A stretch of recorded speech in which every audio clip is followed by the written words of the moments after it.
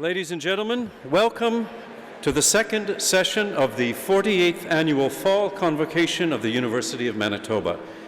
My name is Mel Braun. I am a singing teacher at the Des Hotels Faculty of Music, and I will function as your Master of Ceremonies this afternoon. We certainly welcome you taking pictures of your graduates. That's why you're here, but would ask that you take the pictures from your seats so that the front of the stage stays clear. Also, now that the Blue Jays are going back to Kansas City for Game 6, you can turn, I know, you can turn off your phones, please. There's nothing pending. Election on was it Monday? And this, yeah, good. Following the reception, or following the ceremony, there's going to be a lovely reception in the Max Bell Center, so please plan to meet your graduate there. Next, I'd like to welcome the guests seated here in front to my left. These are special guests of the president of our university and guests of recipients of special honors and awards at today's ceremony. So welcome here. We're glad to have you.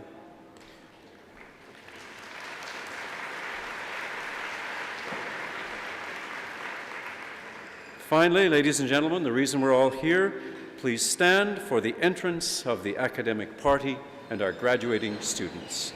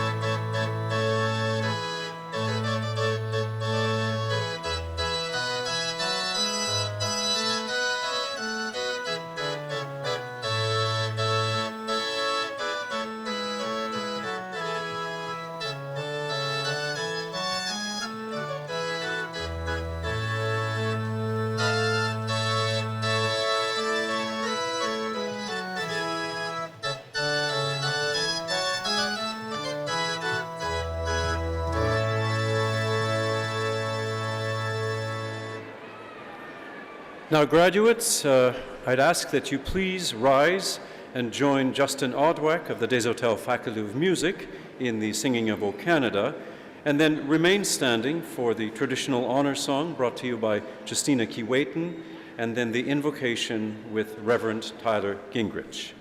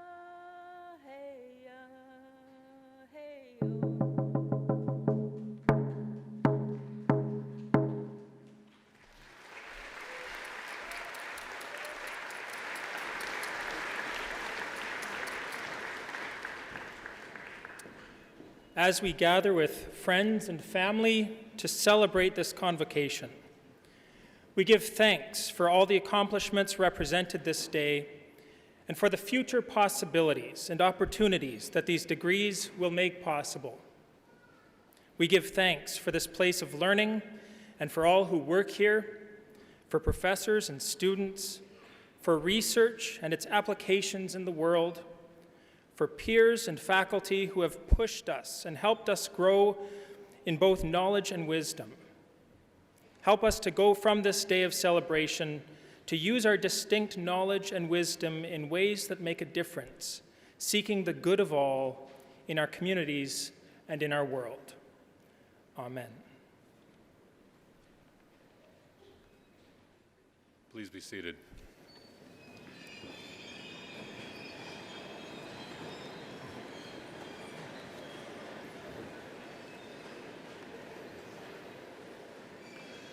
Good afternoon and welcome to Convocation. The University of Manitoba campuses are located on original lands of the Anishinaabe, Cree, Oji-Cree, Dakota, and Dene peoples, and on the homeland of the Métis Nation. We respect the treaties that were made on these territories, we acknowledge the harms and mistakes of the past, and we dedicate ourselves to move forward in partnership with Indigenous communities in a spirit of reconciliation and collaboration. We're here today to celebrate accomplishments. Those seated in front of me on the floor have completed their study, will leave here as graduates, and those of you in the audience, family members, friends, are here to share in the pride that this day brings. In many cases, you too have worked hard to provide the circumstances that made these accomplishments possible. My colleagues behind me and the others that they represent have created the environment of learning and scholarship in which the accomplishments we're celebrating were achieved. So I would like to congratulate and thank all of you. Specifically, I'd like to acknowledge the presence of our Chancellor, Mr. Harvey Sector, and welcome today's recipient of our highest honor, the honorary doctoral degree, Dr. Marie Wilson. I'd also like to welcome to our platform today Dr. Haskell Greenfield, Distinguished Professor Recipient, Dr. Leah Murphy, Distinguished Professor Award Recipient, Professor Karen Busby, recipient of the Saunderson Teaching Award, Dr. John Weens, Dean Emeritus of the Faculty of Education and recipient of the Graduate Students Teaching Award, Ms. Patricia Bovey, Chair of the Board of Governors, Dr. Donald Burke, Justice Marie Sinclair, previous honorary degree recipient, Mr. Ovid Mercredi, a previous Distinguished Alumni Award recipient, and Ms. Kim Metcalf, President of the Alumni Association. And also on the platform today are members of the senior administration of the university, deans, directors, student representatives, faculty members who've played important roles in the achievements that we're here to celebrate. So it's a pleasure, as president of the university, to formally declare this session of convocation to be open. And I must say, after a long period of time without it, I do feel a bit of an affinity for those of you who are graduating today, since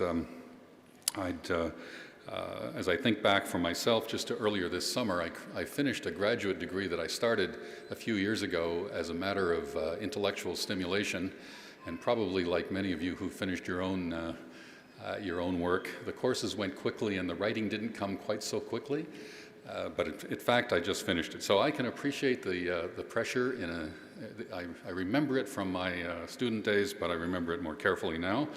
The pressure to succeed, the challenge of balancing priorities, the opportunity to make sacrifices. The rigor of completing a degree program often forces us to ask ourselves why we're doing this. Why do we subject ourselves to deadlines and expectations imposed by others? In some cases to student debt, certainly to delayed earnings. Why do we put our families through this and invest years of our lives in education? And looking around this room, I'm sure that many of you have personal and unique reasons that propelled you to be here today. But much of this is within the concept of a general shared truth, a common motivation that drives us to succeed, a vision that things can be better than they are. I often think that what we're doing at the university is building bigger futures for our students, their families, and the communities where they'll live and work. So all of you who are graduating are here today because of your personal vision to better your lives through education. And furthermore, we're all here today because of a collective vision shared throughout the university community to better the lives of people in this province and this world. Earlier this month, the university announced our commitment to put our province and its people front and center by launching the largest philanthropic campaign in this province's history and this university's history, taking on a challenge that will result in some important changes. The success of this undertaking requires great vision, and it will require us personally and collectively to confront the question, why do we do what we do? Why do we invest so much of ourselves and our talents into supporting and advancing a university? Why do we believe so strongly in the power of education? Just this week, we've witnessed a federal election. Regardless of how you feel about the results, the whole process of citizen engagement is one of the things that the university wants to try and facilitate and encourage. Universities produce citizens who are more engaged and better informed. I was in Asia earlier this month, meeting with alumni in Hong Kong and Singapore, seeing the impact of graduates on the other side of the world. Graduates have since invested in the success of the next generation of students and researchers. Graduates who, despite the many years since the time when they sat in these seats, have not forgotten why we do this, who remain inspired by a shared vision. Ovid Mercredi, who's with us today, not only a graduate and a distinguished award winner from this university, but also former National Chief of the Assembly of First Nations and a poet, speaks to the power of vision in his poem Talking Stick. There's wisdom gained by the journey taken. My silver horse is swift, keen to reach the destination, like some mystical creature intent on finding meaning, taking me above the turbulence to the safety of vision. And sometimes what we seek, I think, through education is moving above the turbulence of the details of our lives to understand a deeper purpose and to prepare ourselves for it. So this is an opportunity today to also rise above the turbulence of life and look forward to what you'll do with the education you've earned. I hope that your vision for your life will move beyond your own success, that you'll begin to see how you fit into the future of this province, this country, or wherever you will live. This university community has invested into your education for that very reason, and we look to all of you now to be trailblazers, visionaries who will build on the accomplishments of the past. We look to you to go from here and to take your place front and center in this world.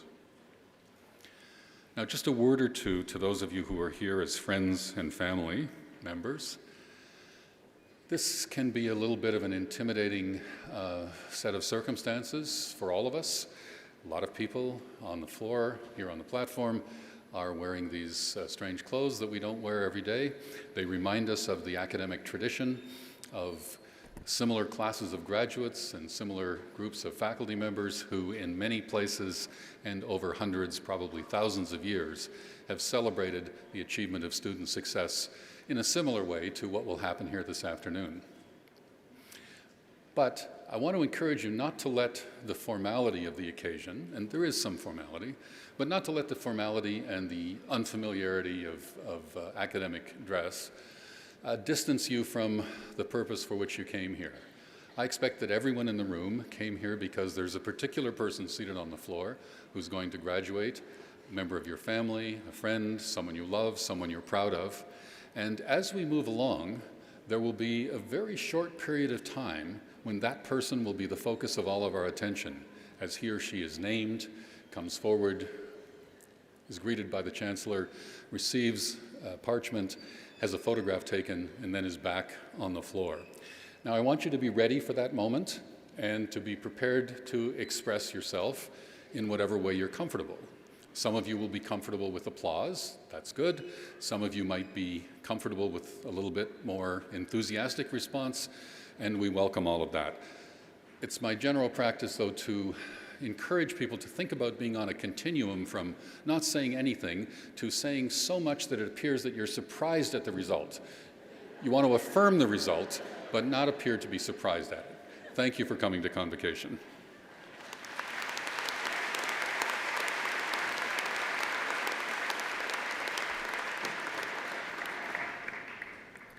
Mr. Chancellor, Mr. President, honored guests, faculty, graduates. Good afternoon. I'm Deborah Young, Executive Lead, Office of Indigenous Achievement, and I'm honored to be reading this citation today. The highest honor the Senate of the University can confer upon an individual is an honorary doctorate. At the University of Manitoba, their criteria include distinguished achievement in scholarship, the arts, or public service. Our honorary degree recipient this afternoon is Marie Wilson.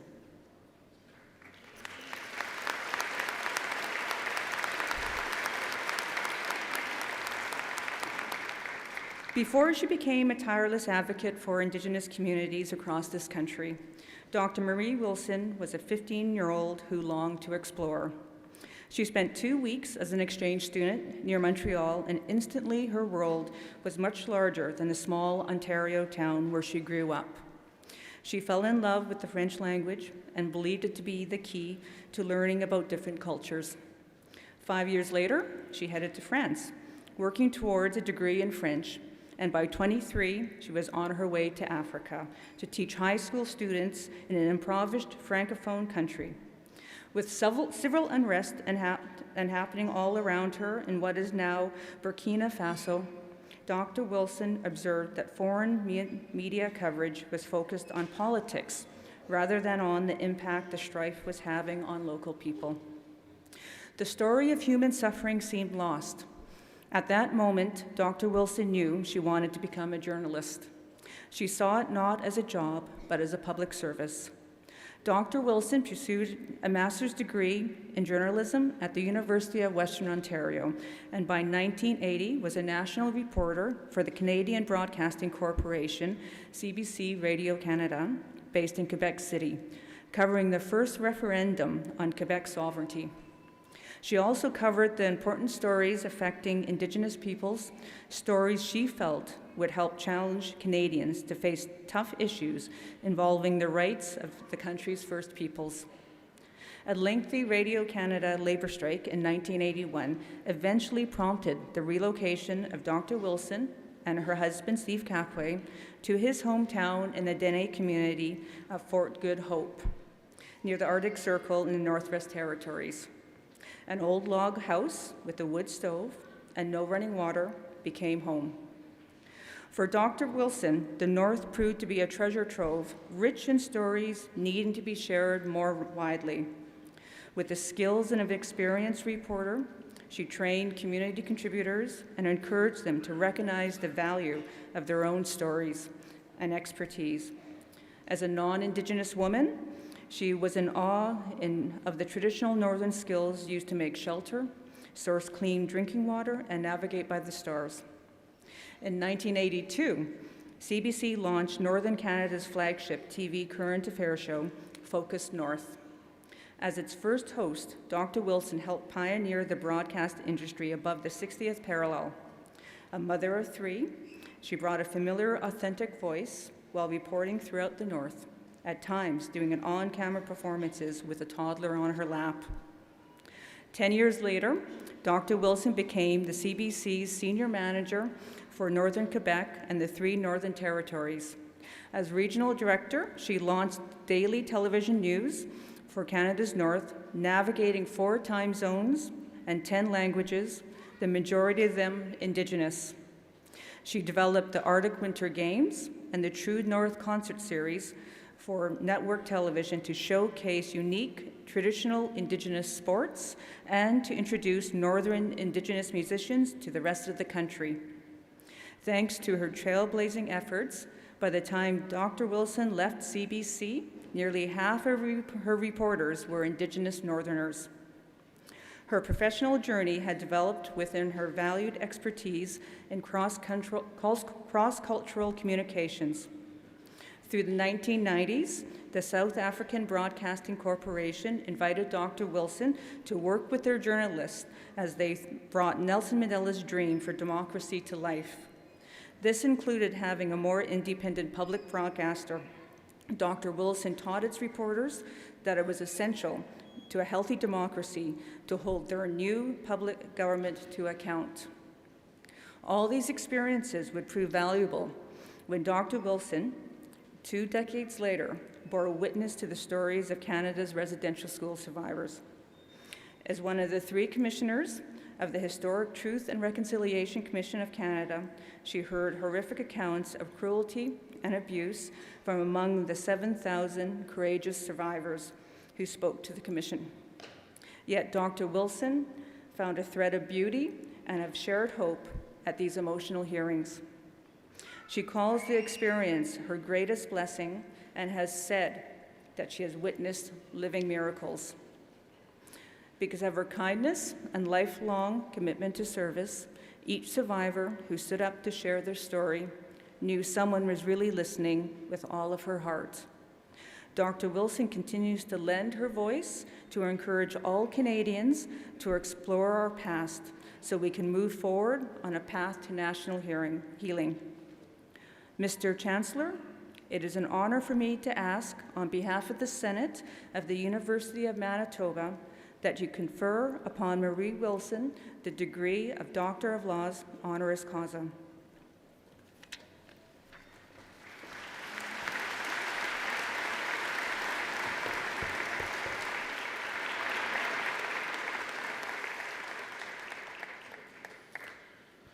By virtue of the authority vested in me as Chancellor of this university, I admit you to the degree Doctor of Laws honoris causa, with all the rights and privileges thereto appertaining. Congratulations, Dr. Wilson.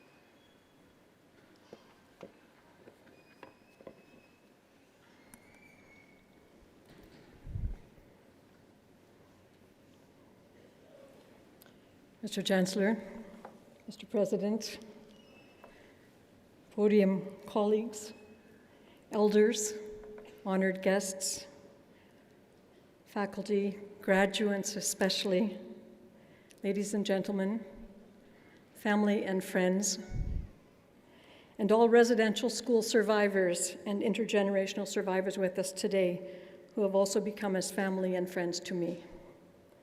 Good afternoon, all. It's such a moving moment for me to receive an honorary degree from this prestigious University of Manitoba, and I thank you so much for this recognition. And I thank you also for this amazing hat. I just love it.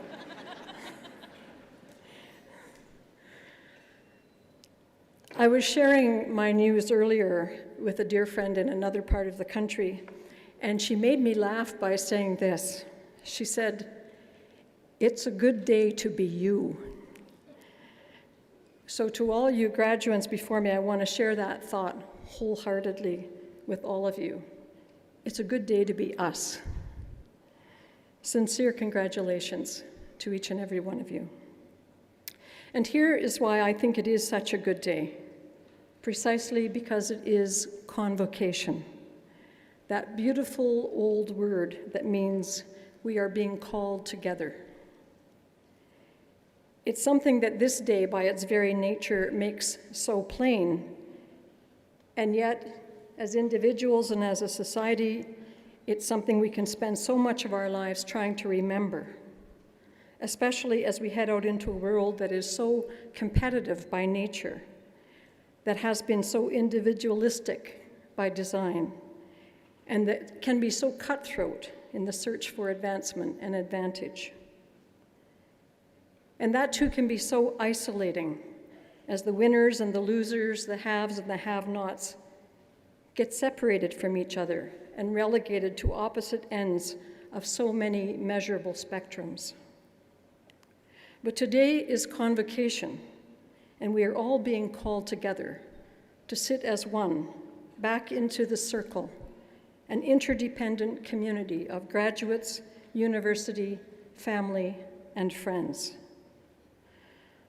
For how would any one of us have got here today without the guidance, encouragement, support, and collaboration of so many others? What part of an honorary Doctorate of Laws degree can possibly belong to me alone when 80,000 residential school survivors had already done the hardest work of fighting for the Truth and Reconciliation Commission, and then after that, offering up their own excruciating experiences as children in order to teach our country what it did not know about our own history. Being a commissioner with the TRC has been possible because of the work of so very many others who walked and worked with us, and I share this honor with all of them, including my own family, my dearly departed parents, my husband, Stephen, who sits here with us today on behalf of our family and my rich extended family, and my colleague, Justice Sinclair, who's here as well today, and I'm so grateful for that. I would say the same about the courageous journalists that I worked with in South Africa, as that country was about to redefine itself away from apartheid. I offered what I had, but those journalists did the work that made their job successful. And the same too about the reporters and broadcasters I led in Northern Canada, as they worked to put the North on the map of Canada as an often ignored or underappreciated region of our country. I also share my accomplishments fully with the African teenagers I taught in one of the poorest countries in the world, as they worked without textbooks, without libraries and study halls, and sometimes without shoes, to develop the skills they would need to lead their country out of destitution. I have not done any of these things alone. I called together the various professional and personal and spiritual communities available to me so that I could do my own best work. So I share the honor of this degree with all of them, to whom it also equally belongs. And you know, graduates, I know without asking and without knowing you individually, that what I've just said is equally true for you, whether it was your family, your community, your teachers, your study buddies, or your mentors and heroes. Others brought you to this place today of outstanding achievement. That's why it's so good that we are all called together at convocation to share both the happiness and the accomplishment of this milestone in your lives. For the past 6 years in my work as a commissioner, I've been endlessly repeating a key phrase from our commission mandate. It's a phrase that's talking about the meaning of reconciliation. And it says, reconciliation is an ongoing, individual and collective process. Not either or, but individual and collective and ongoing. It then goes on to say that all the people of Canada are to be involved in that process. Well, I'm repeating that today because I feel it's directly relevant. Because I think the exact same thing is true of education and of convocation. Convocation, both individual and collective, and education also an ongoing individual and collective process. It involves our ongoing learning, deepening our understanding of things we may have thought we knew before, and contemplating how we use that knowledge and understanding for the good of ourselves, our families, and of the local and world community around us.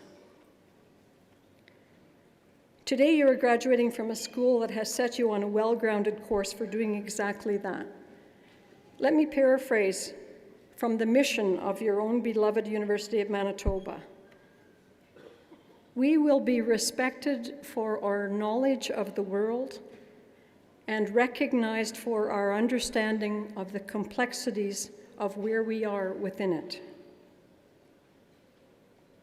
You are also graduating here in the city of Winnipeg, a city that has boldly stepped forward to declare it will not be known in a negative or racist way, but rather as a home and world beacon for human rights. You're graduating from a province that carries the sacred within its own name, Manitoba, where the Great Spirit is. And you are graduating in Canada, a country which, through its own name, calls upon us daily to remember the original built-in meaning, kanata, community. You're graduating also on Treaty 1 territory, homeland of the very first of the numbered historical contracts and sacred covenants between the Indigenous and non-Indigenous peoples of Canada.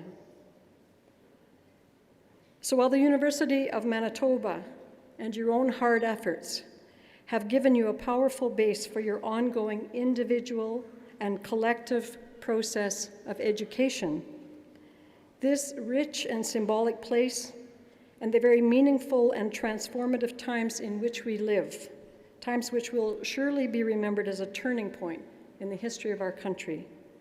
Both of these things, your school and your place, have given you an equally powerful base as graduates, as professionals, and as emerging citizens for your own contributions as the people of Canada to the ongoing individual and collective process of reconciliation that belongs to all of us. So congratulations on your wonderful achievement. I wish you happiness, fulfillment, peace, and many, many communities of encouragement and love as you continue on your journey. It will be my enduring honor to walk with you as an alumnus of the University of Manitoba. Miigwech, masicho, merci beaucoup, and thank you so very much.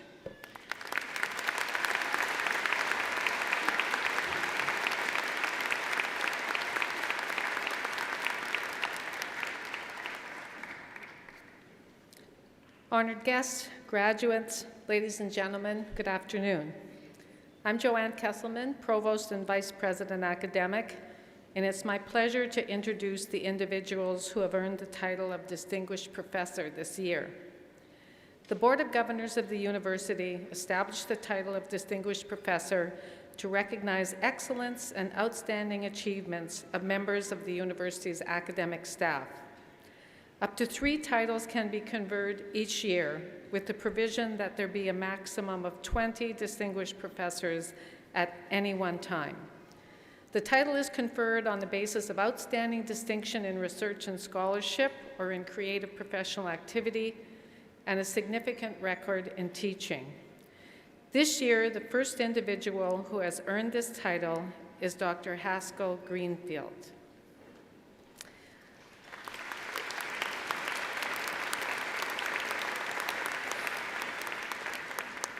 Dr. Greenfield, an archaeologist fascinated with ancient history, has a captivating history of his own. As a teenager, he lived with his mother and 2 younger brothers in New York City's Greenwich Village, along with 5 monkeys and a boa constrictor. His mom, Rita Fetcher, was a well-known artist, filmmaker, and educator who shared with her children New York's avant-garde art, music, and theater scene of the 1960s and 70s. As a result, an eclectic mix of experiences made up Dr. Greenfield's formative years: going to Woodstock, watching Jim Morrison play in the East Village, fetching drinks for Janis Joplin backstage. In his earlier years, his father's position as a chaplain and captain in the United States Air Force afforded him a pass into a very different world, the privileged and nomadic life of a child of an officer. By age 6, he had called 5 cities home, from San Francisco to Pittsburgh, and with each move, he learned about a new place, people, and culture. Yet his path to a professional career as a noted academic in archaeology and anthropology was a surprise detour. In 1971, he was enrolled at Hunter College in Manhattan to pursue a career in business, but during his second term, took an ancient history course from a professor who touted his love of field work. Dr. Greenfield was immediately inspired. By 1985, he had earned his PhD in anthropology and archaeology from the City University of New York and was on his way to becoming a well-known expert in zooarchaeology, or the analysis of animal bones uncovered at archaeological sites. He joined the University of Manitoba in 1989 and helped build the Department of Anthropology into a widely respected teaching and research program in Old World archaeology at both the undergraduate and graduate levels. He is now co-director of the Near Eastern and Biblical Archaeology Laboratory in St. Paul's College with his wife, Tina Greenfield, and coordinator of the university's Judaic Studies program. As an internationally renowned researcher, he continues his quest to explore other worlds, some of which date back to the beginnings of humans in Europe and the earliest civilizations in the Middle East and Africa. Dr. Greenfield not only helps us better understand the origins of these complex societies, he champions the relevance of ancient cultures to modern times. Among his expertise is the study of early farming, the development of which has remained a cornerstone of our food systems. Dr. Greenfield insists we must look at its evolution in order to inform policies and recommendations about food production. Over decades of mentorship and research, he has pioneered innovative methods in zooarchaeology that scientists now regularly use worldwide to track diet, ecology, herd management, food consumption, and the introduction of new technologies. He remembers well his first excavation overseas at Tel Geser, Israel, in 1973. He was in awe of the antiquities being uncovered in these ancient grounds and remembers thinking, wouldn't it be amazing one day to direct an excavation like this?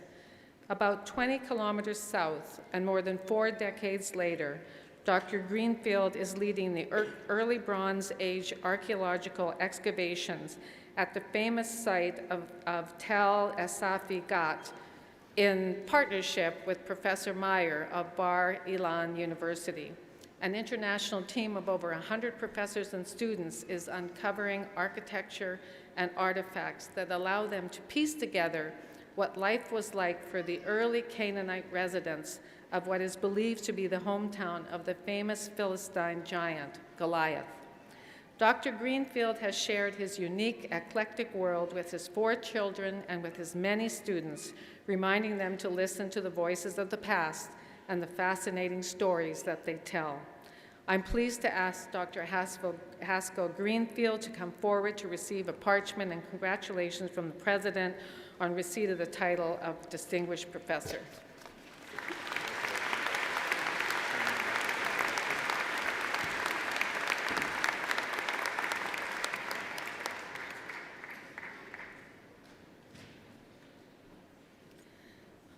The second individual to earn the title of Distinguished Professor this year is Dr. Lee Murphy. Lee Murphy is persistent. She has to be in order to uncover new ways to fight an equally dogged disease, breast cancer. Her tenacity over the last 4 decades is helping more women win their battle than ever before. As chair of the Breast Cancer Research Group at the University of Manitoba and director of the Manitoba Breast Tumor Bank, she leads research against the most common form of cancer to strike women worldwide. This internationally recognized scientist zeroes in on the role of the estrogen hormone, which is a key player in the development of this disease. And along the way, Dr. Murphy has broken ground. In 1997, her team was the first to show that some types of breast cancer contain 2 estrogen receptors and not just one, as previously thought. She was also among the first to identify the presence of this second receptor on its own in some forms of cancer, and to realize that breast tumors contain special chemical changes on the estrogen receptor that affect their behavior. These findings have tremendous impact since they help remove the guesswork from physicians on the front lines.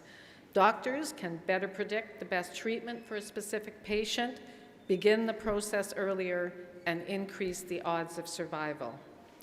Dr. Murphy joined the University of Manitoba's Faculty of Medicine in 1987. In 2000, she became a senior scientist at what is now the Research Institute of Oncology and Hematology, which is a partnership between the university and Cancer Care Manitoba. What began for Dr. Murphy as a scientific interest in cancer at the molecular level grew into a personal quest as the disease claimed family, members, and friends. Lee Murphy is driven by a desire that her findings will lead to a clinical test that will precisely predict which women will respond best to anti-hormonal therapies, saving precious time and improving success rates. Her passion for science first took root in her homeland of Australia, where as a child, she would search for bugs in nearby ponds and put them under her toy microscope. She delights in the basics of discovery, coming up with the question and then finding ways to solve it.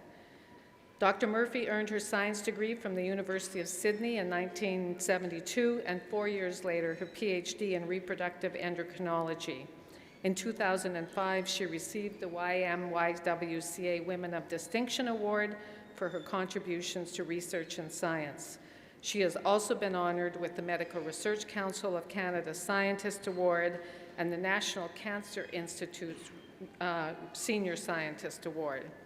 To date, she has secured more than $9 million in research funding as a principal investigator and over $2 million as a co-investigator. 22 years ago, she helped establish the Manitoba Breast Tumor Bank, without which important research could not be done. And she is now the Manitoba representative for the Canadian Tumor Repository Network, which is developing standards and protocols for biobanking across the country.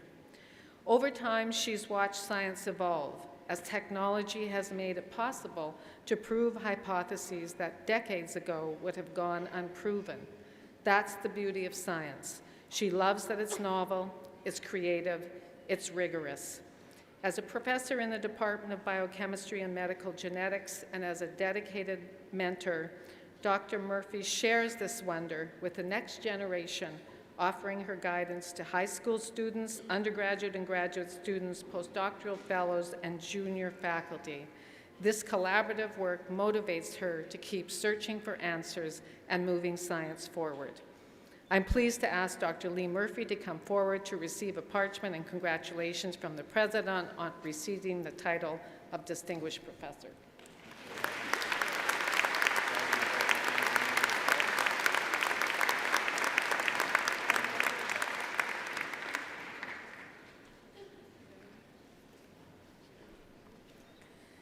It's now my pleasure to introduce the individual who has earned the Dr. and Mr. H.H. Saunderson Award this year. The Saunderson Award for Excellence in Teaching recognizes an outstanding University of Manitoba educator who has demonstrated continuing teaching excellence and made contributions to advancing teaching and learning at both the University of Manitoba and at the national or international level. Eligible candidates are academic staff members with faculty rank who've taught at the university for more than 10 consecutive years. And any member of the university community, including alumni who graduated in the preceding 3 years, are eligible to nominate candidates. This year's recipient is Professor Karen Busby.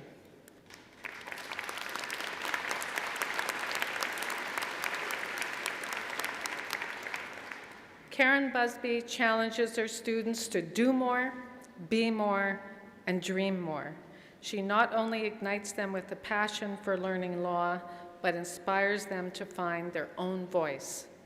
Professor Busby develops citizen lawyers who defend human rights and democratic values. She is growing the next generation of advocates for social change, individuals who will fight back against oppression. Karen Busby leads by example. She was instrumental in bringing the National Center for Truth and Reconciliation to the University of Manitoba, which will create opportunities for students across the country to learn about the impact of residential schools on Indigenous peoples.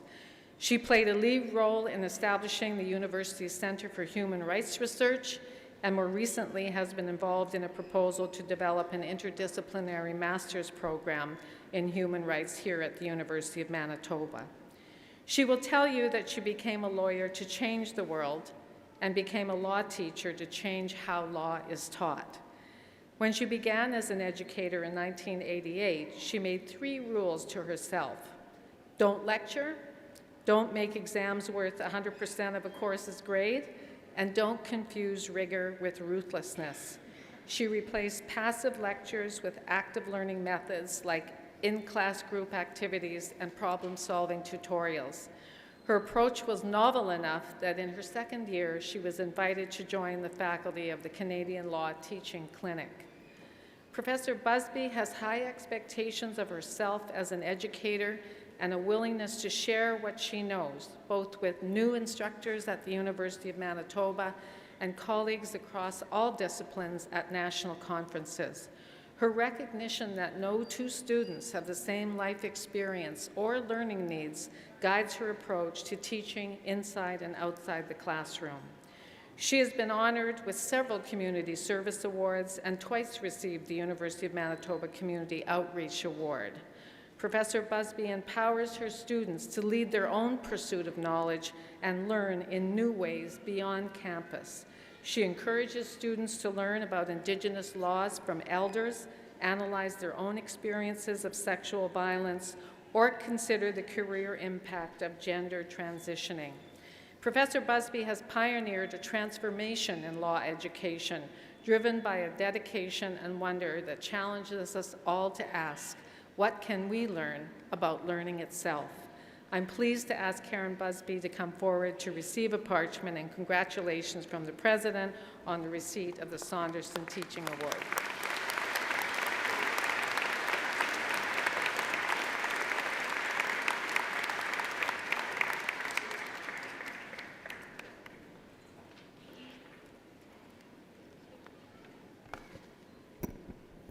Good afternoon.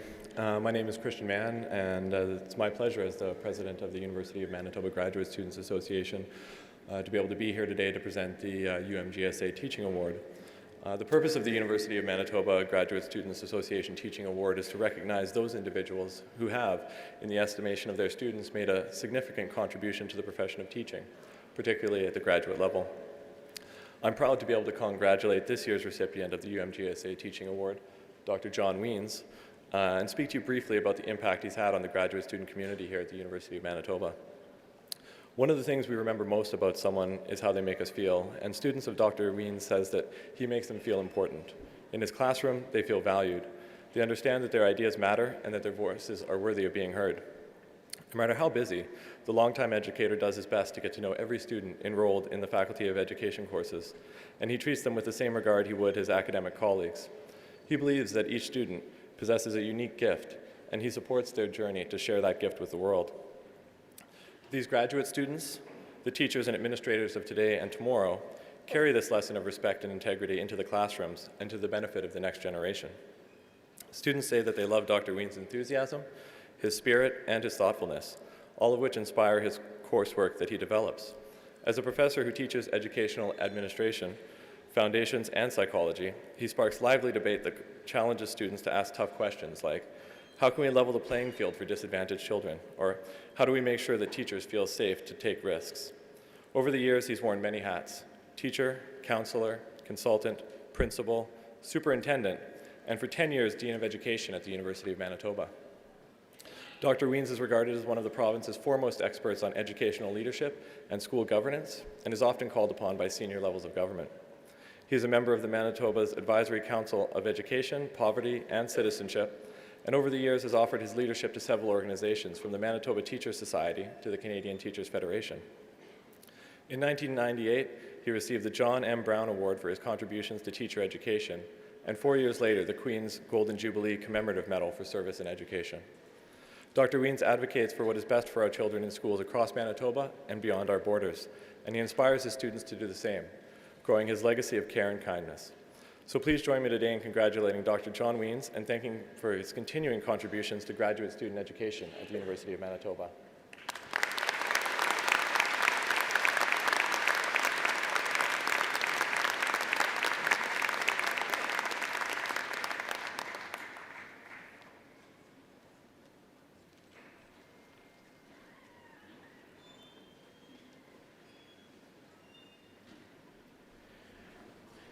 We now turn attention to the academic achievements of our graduating students. Before proceeding with the conferral of degrees, we'd first like to recognize a student who has achieved the highest standing of his class, Monty Maninder Singh. Monty Maninder Singh is the recipient of the Governor-General's Silver Medal awarded for outstanding achievement at the undergraduate level. He's graduating today with a Bachelor of Science degree and formerly graduated from Kildonan East Collegiate. During his time at university, he's volunteered at Concordia Hospital in patient services and at the Health Sciences Center as an emergency ambassador. As a participant in the Faculty of Science co-op program, Monty had the opportunity to work at the National Microbiology Lab where he conducted research on the vaccinia virus. Monty credits his co-op placement with opening his eyes to the many career opportunities available in the field of science. Ladies and gentlemen, the recipient of the Governor-General Silver Medal, Monty Singh.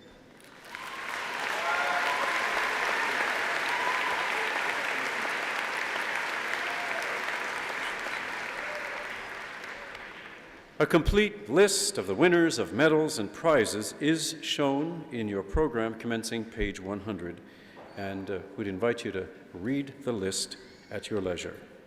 It's now time for Chancellor Harvey Sector to address convocation.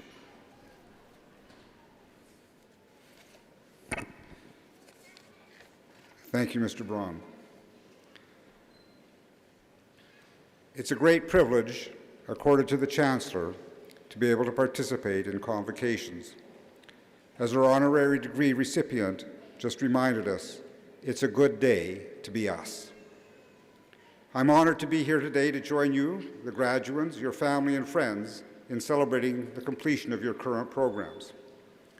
Sincere congratulations to all who've received awards and prizes for their individual accomplishments, to Drs. Greenfield and Murphy on being named distinguished professors, to Dr. Busby and Dr. Weens for receiving teaching awards, and in particular to Dr. Wilson on being given a most well-deserved honorary Doctor of Laws.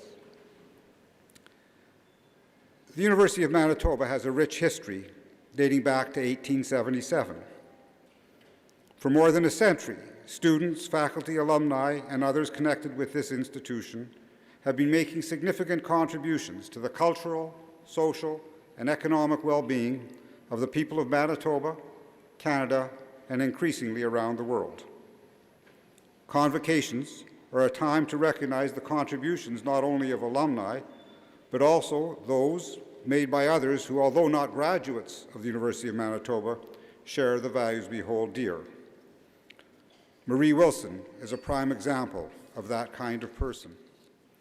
Her personal accomplishments, her courage, willingness to challenge the status quo, and her commitment to creating opportunities for others resonate with people from all walks of life and all parts of the globe. We are proud that we can now call her a member of the University of Manitoba community.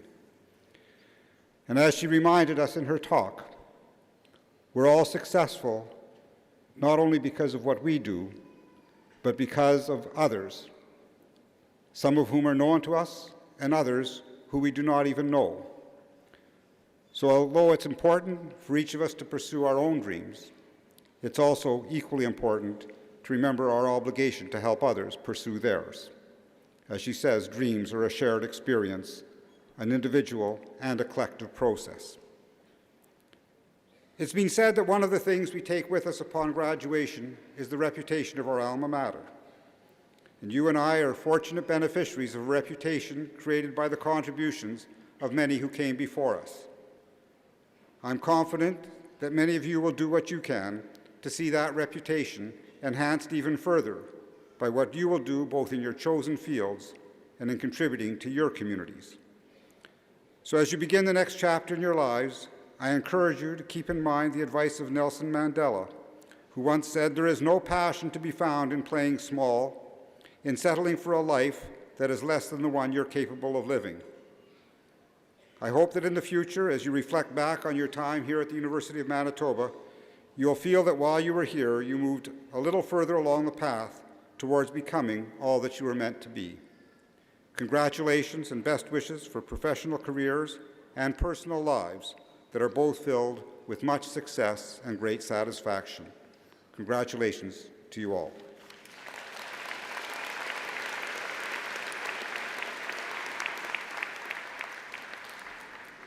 Mr. Chancellor, I now have the honor to request on behalf of the University Senate that you confer upon the candidates the degrees and diplomas earned by them, as these shall later be announced. So will those who are to receive degrees and diplomas please rise.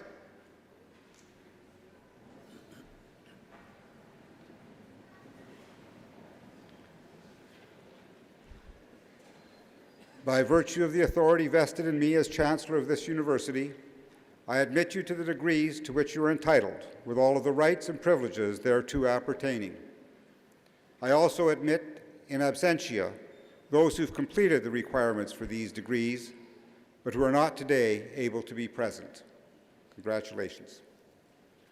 So we ask that those graduates in the front row please remain standing, and the others can resume your seats. Mr. Chancellor, may I now present the candidates whom you have admitted to the degree Doctor of Philosophy, with Dean J. During presenting the parchments and Vice President, Academic and Provost Joanne Kesselman hooding the graduates.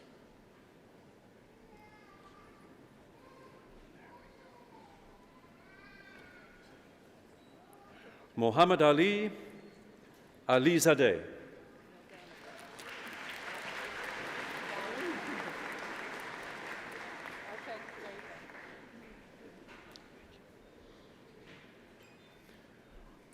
Rosaline Kafeda Kahindi.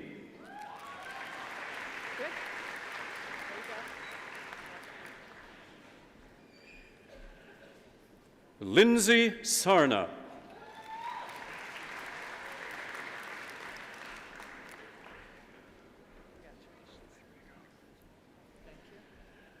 Shyamchand Singh Mayingbam.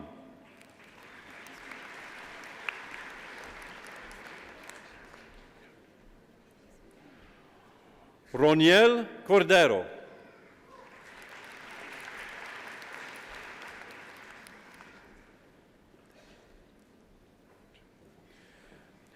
Musarat Jahan.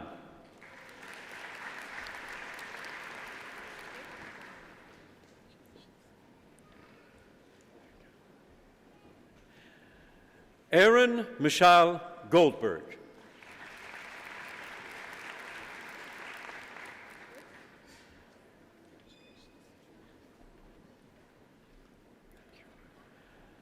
Nasser Ibrahim.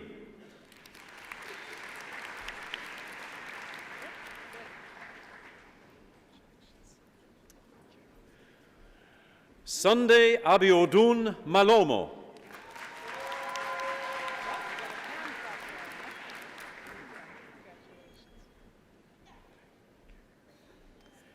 Nasir Javed.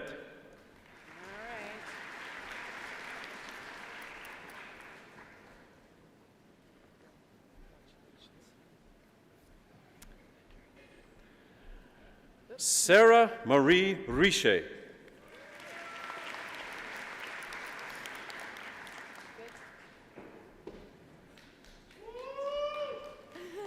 Amy Barbara Scott.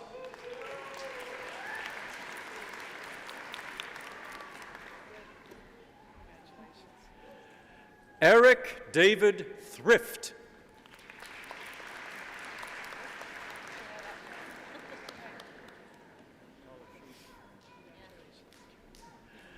Jesse Lee Stewart.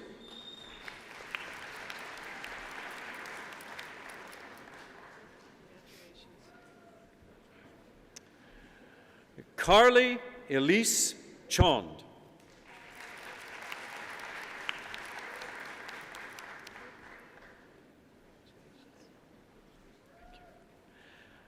Allison Dorothea Cox.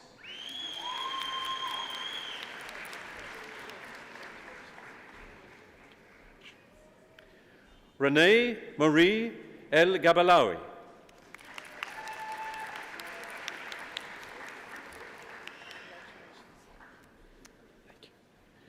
Deborah Jolene Kinley.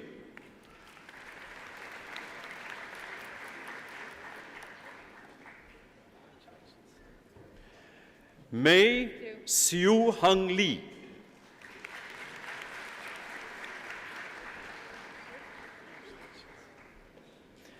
Benjamin Jacob Isaac Schellenberg.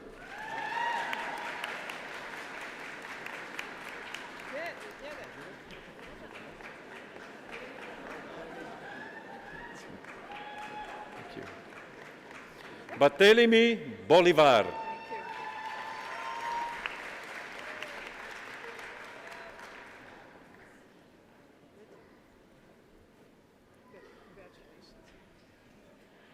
Leila Guidelin.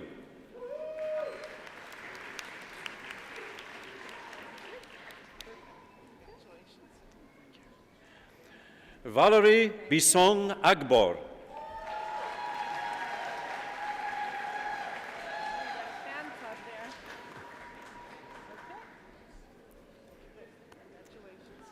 Bezad Bashiri.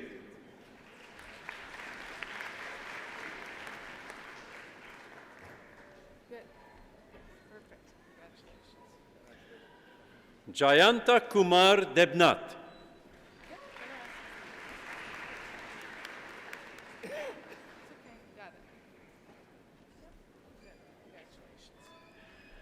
Madushan Tilina Karapotugala Gamacharige.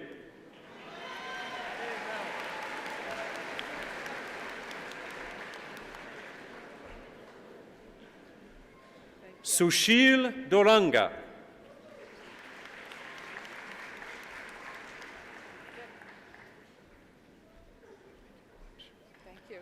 Richard Michael Ryan Durkach.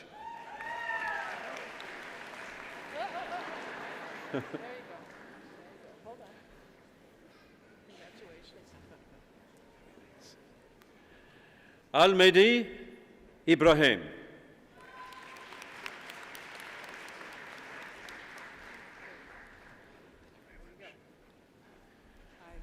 Shahab Shokarzadeh.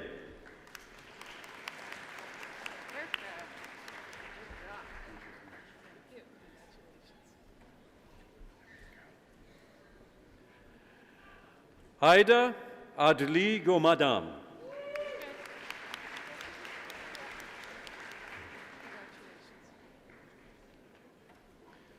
Christopher James DeDuke.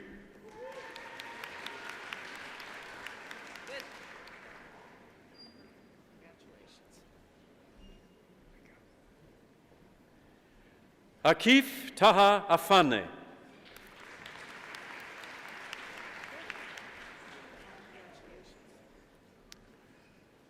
Harlan Jacob Silverstein.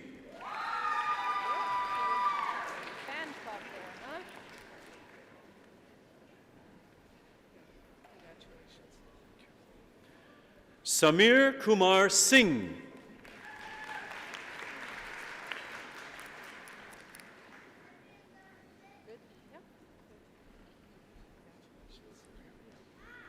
William Kurt Hildebrand.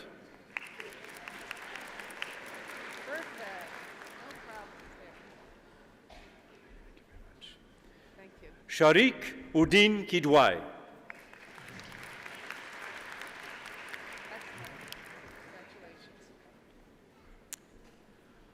Yu Liang.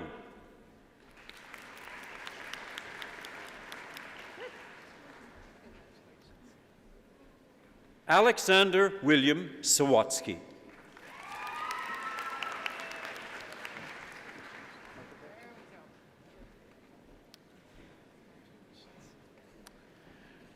Mr. Chancellor, may I now present the candidates whom you've admitted to the degree of Master of Architecture, with Interim Dean Jonathan Beddoes of the Faculty of Architecture hooding the graduates.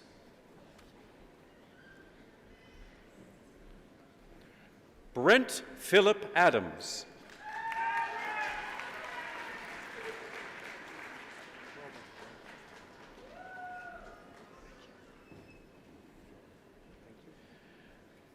Talia Andreoglu.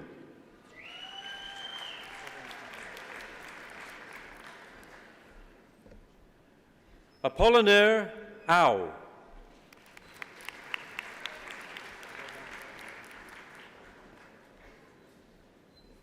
Aaron Lloyd Coates.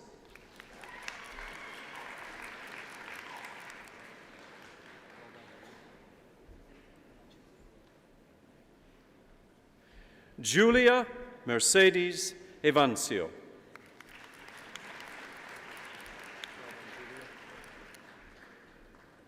Mark Funk.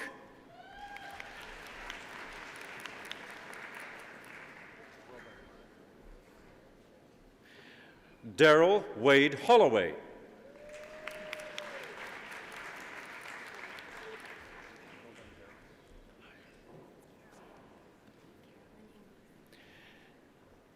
Carolyn Inglis.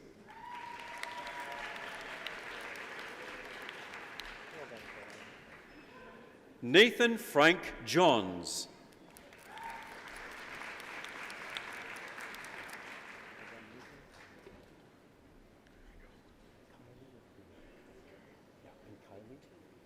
Kaylee Ray Craker.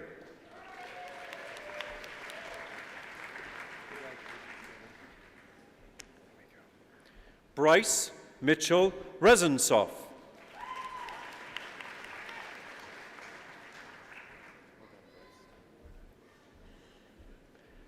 Nicole Alexandra Vigneault.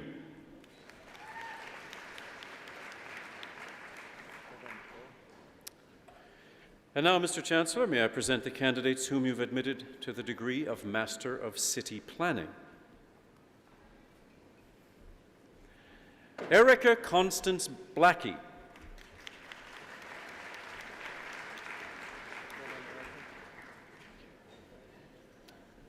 Rockvinder Hare.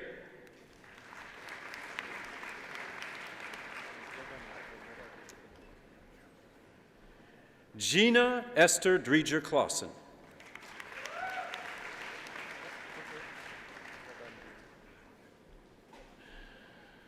Leah Nicole Rempel.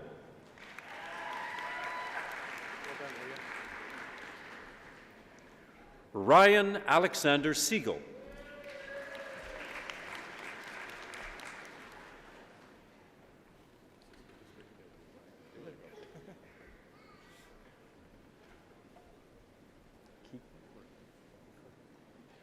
Coco Wang.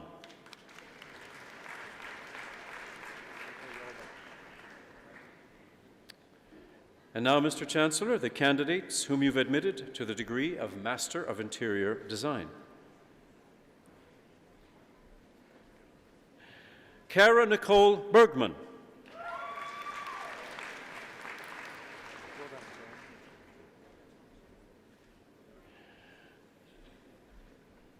Lindsay Michelle Bieberdorf.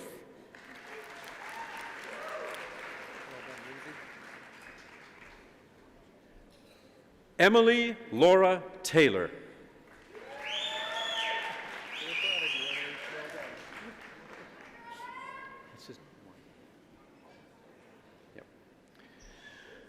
And now, Mr. Chancellor, the candidate whom you've admitted to the degree of Master of Landscape Architecture.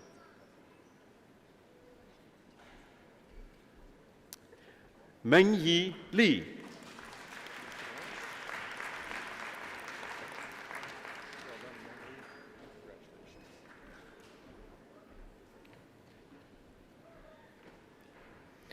Nefeli Mitrovgenis.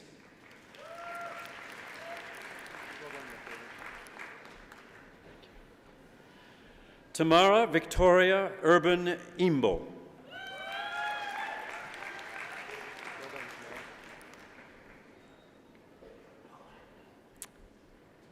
Adam Christopher Watson.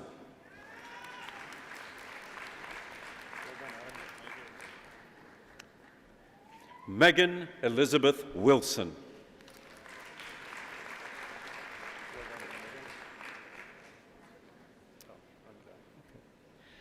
And now, Mr. Chancellor, the candidates whom you've admitted to the degree of Master of Arts, with Associate Dean Robert Hoppe of the Faculty of Arts, hooding the graduates. Sarah Elizabeth Dugnan.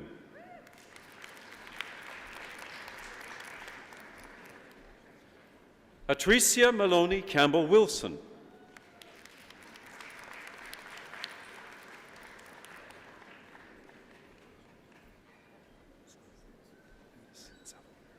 Dennis Nsafoa.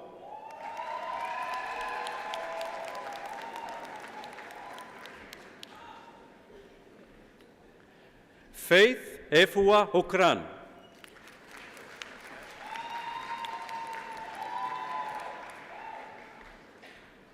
Joseph Allen Judd Dipple.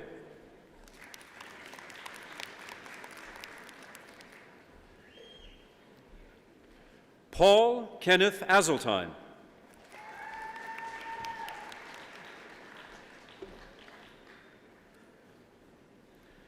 Andrea Erin Gallagher.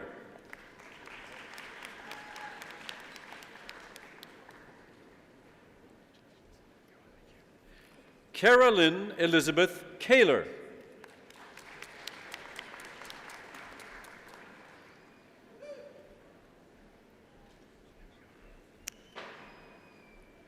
Matthew Stephen Quesnel.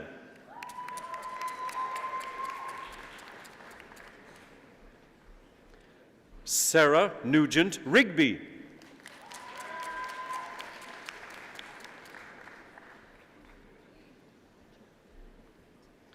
Christine Grace Pereira Souza.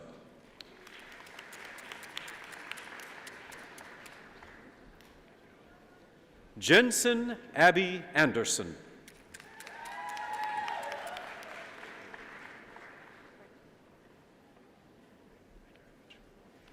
Adam Michael Hannibal.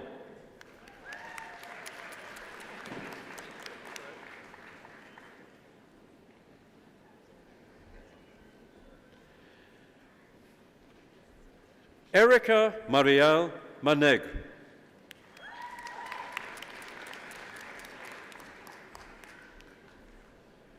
Lauren Elizabeth Parsons.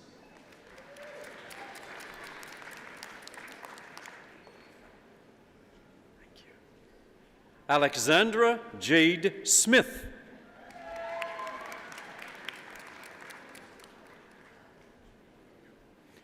Brent Robert Tapley.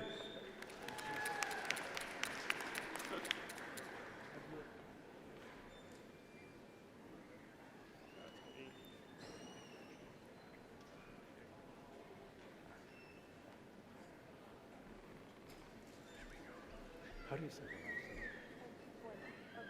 Yep. Roxanne Marie Diane Boilly.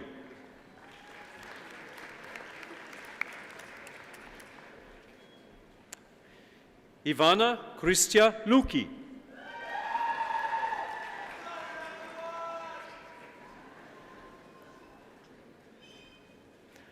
Harriet Mamansa Assam.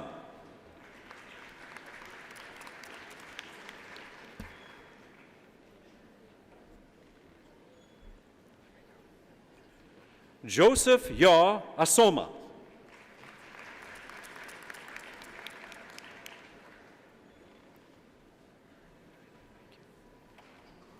James Richard Gasick.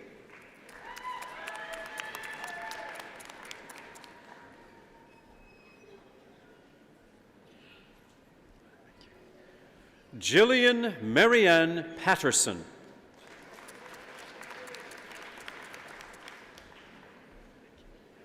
Matthew Daniel Sanscartier.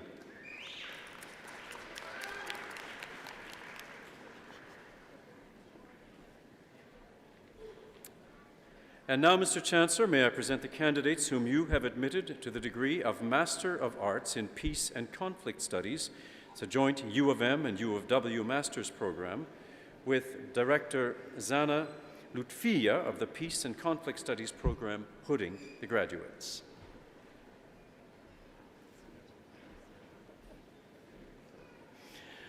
Peter Genger.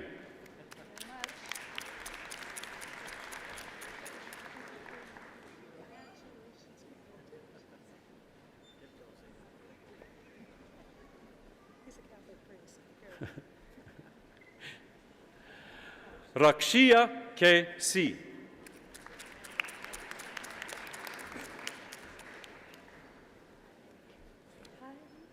Ade Oshao Mohammed.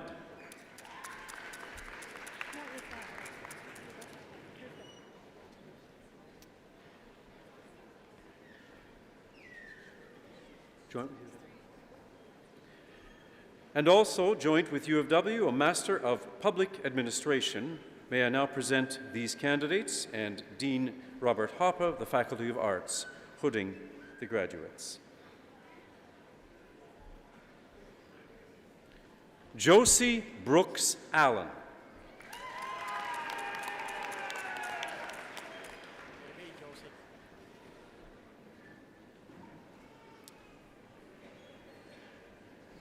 And now, Mr. Chancellor, the candidates whom you've admitted to the degree of Master of Engineering, with Dean Jonathan Beddoes of the Faculty of Engineering hooding the graduates.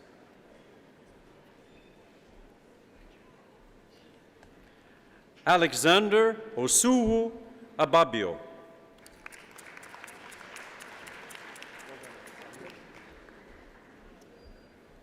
Mohammed Ahmed Al-Nouri.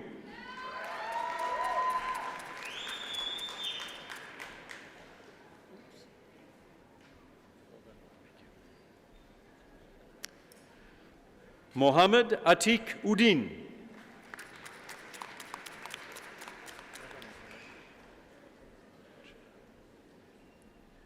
Jaiprasad Shaluvoraj.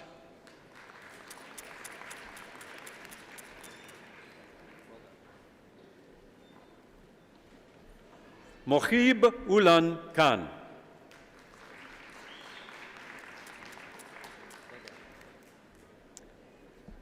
Adesh Krishnappa.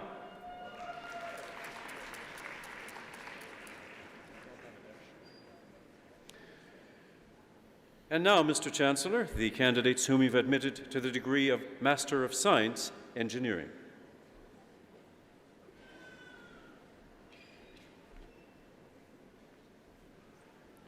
Marie Tere Garcia.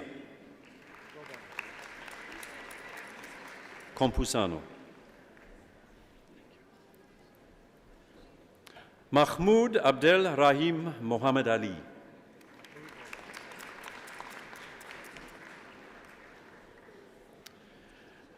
Bahadur Barbod.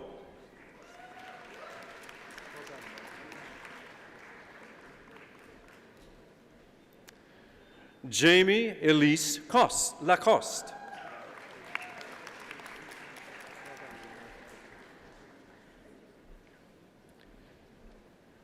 Adrian Joseph James Sparling.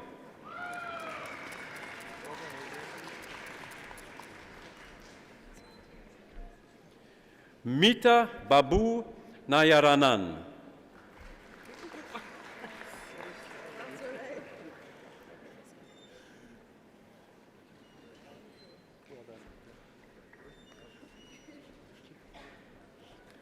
Matthew Alexander Grabau.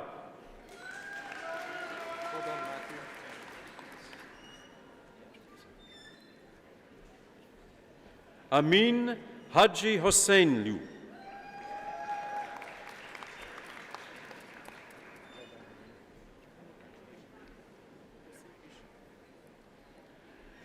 Hossein Bichet.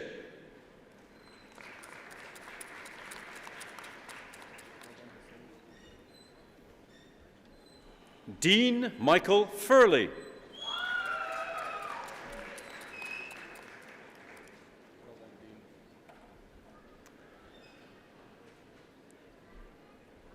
Juency Zhang.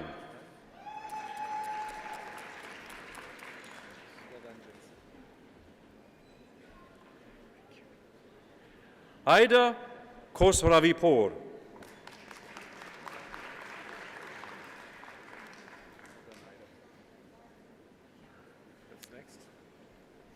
And now, Mr. Chancellor, the candidates whom you've admitted to the degree of Master of Science, Environment, Earth and Resources. Dean Norman Halden of the Clayton H. Riddell Faculty of Environment, Earth and Resources to hood the graduates. Hans William Stephen Berg.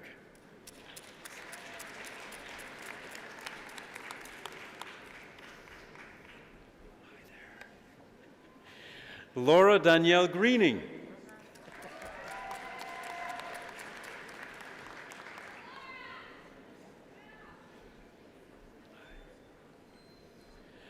Wen Su.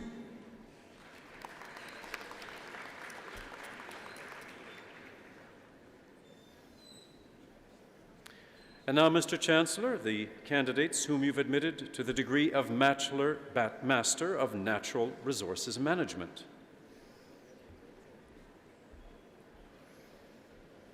Rajib Lohan Biswal.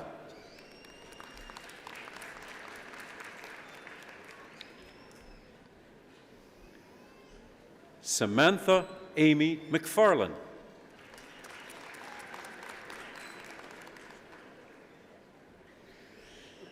And now, Mr. Chancellor, on to the candidates whom you've admitted to the degree of Master of Education, with Dean David Manzuk of the Faculty of Education hooding the graduates.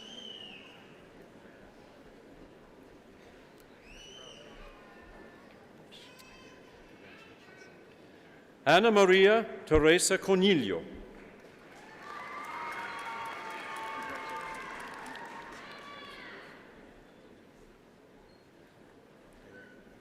Darcy Henry DeWitt.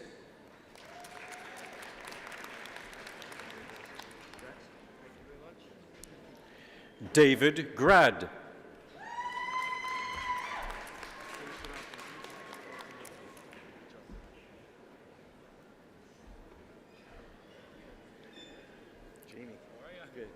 James Robert McLennan. We still have to get together. Come on. Congrats. Fighting.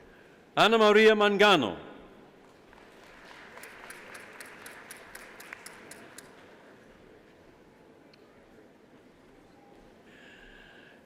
Carrie Lee Martin.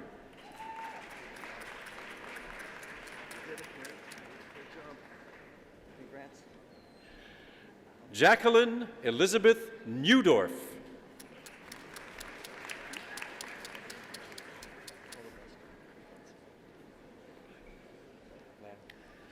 Lam Nok Win.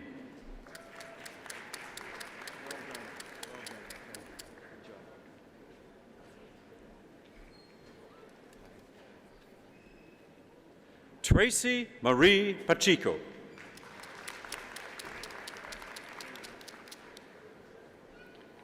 Troy Ernest Fraser Scott.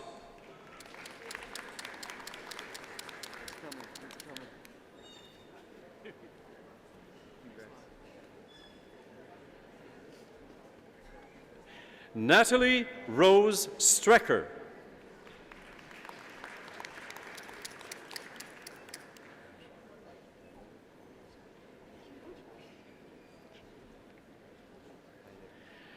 Agnieszka Barbara Shimanovich.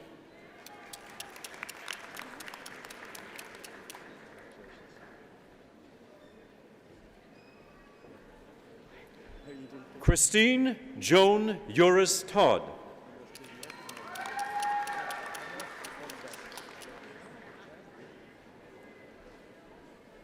Andrea Michelle Unraw.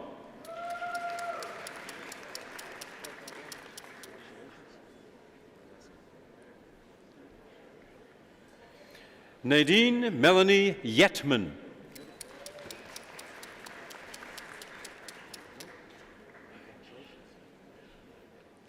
Anastasia Yudentseva.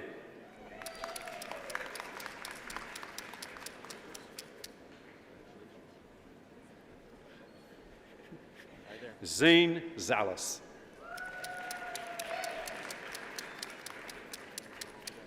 Monsieur le Chancelier, permettez-moi de présenter les candidats que vous avez admis au grade maîtrise en éducation.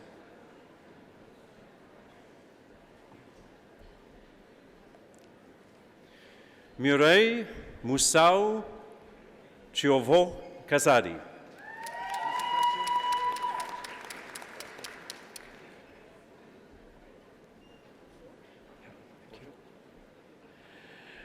Elizabeth Naujide.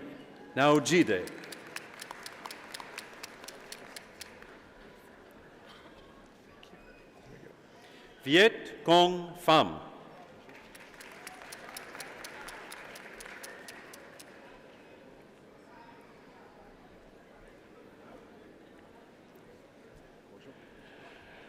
Karine Pilote.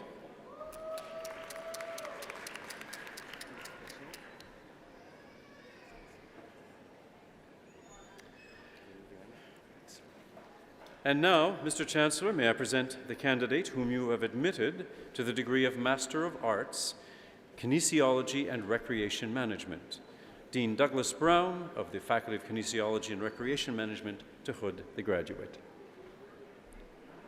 Dong Wan He.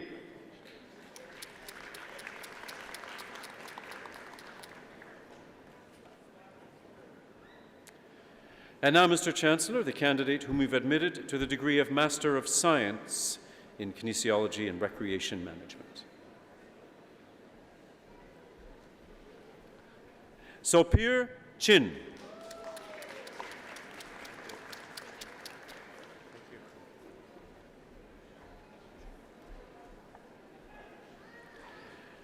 Pinar S. Kijioglu.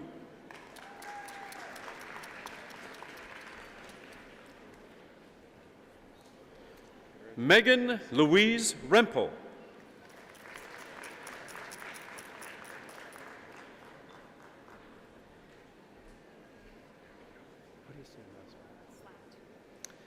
Jenna Lorraine Slatt.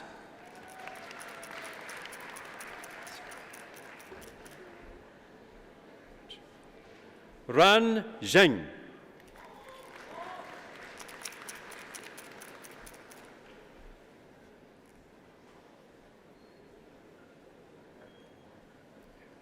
And now, Mr. Chancellor, the candidate whom you have admitted to the degree of Master of Laws, with Dean Lorna Turnbull of the Faculty of Law hooding the graduate.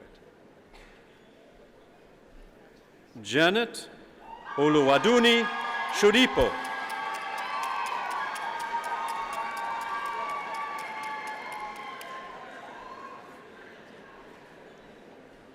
And now, Mr. Chancellor, may I present the candidates whom you've admitted to the degree of Master of Music, with Dean Edmund Daw of the Des Hôtels Faculty of Music hooding the graduates.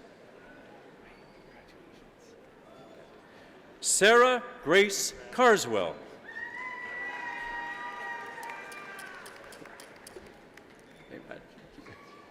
Congrats. Gyung Lee.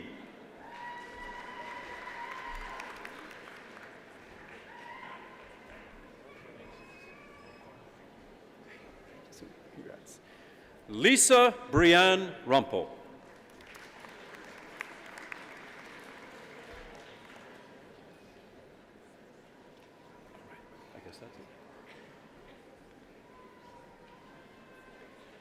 And now, Mr. Chancellor, the candidates whom you've admitted to the degree of Master of Science, Agricultural and Food Sciences. Associate Dean Martin Scanlon of the Faculty of Agricultural and Food Sciences to hood the graduates. Sabrina Reza. Congratulations, Sabrina. Well done. Ashley Sidorovsky.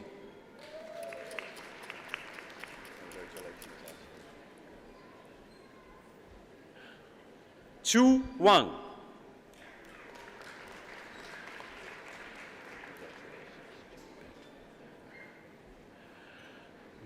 Kalawole Rafael Laluco.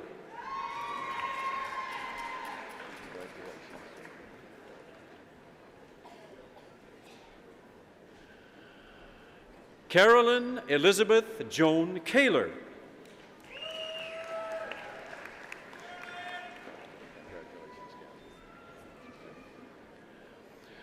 Dorothy Niaboke Mosetti.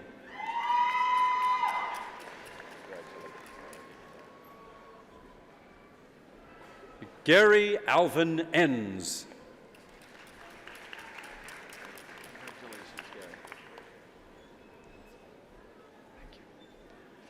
Kanan Karupia.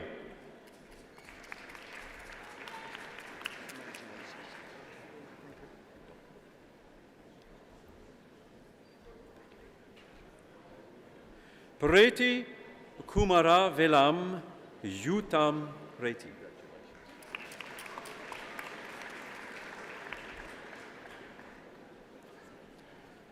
Shayan Miroseni.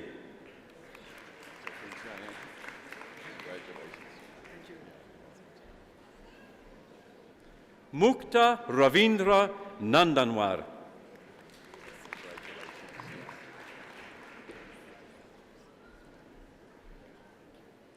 Mary Charushi Panditaratne.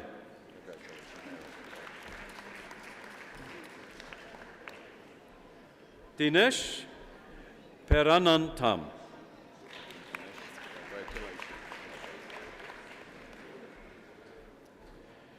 Henry Safavian.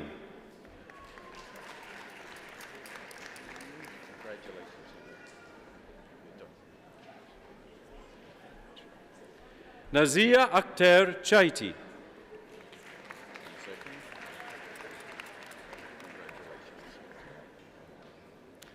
Heather Elaine Giesbrecht.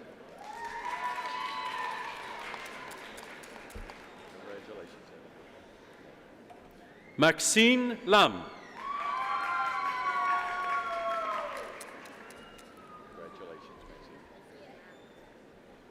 Sarah Raposo Blau.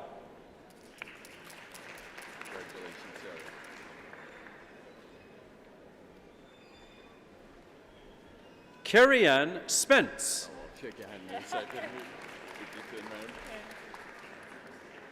Second. Congratulations, Carrie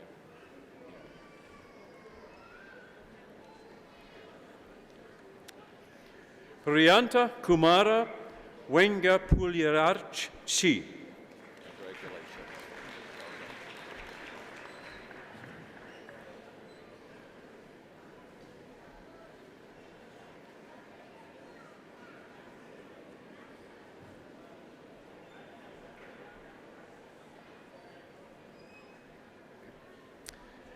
And now the candidate whom you've admitted to the degree of Master of Science, Plant Science.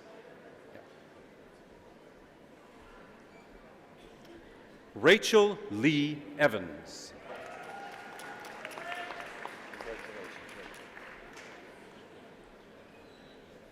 Zakaria Hassan Liban. Congratulations, Zachary. Siok Hoon Park. Congratulations.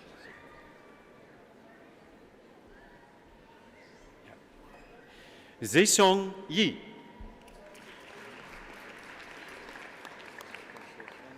Congratulations.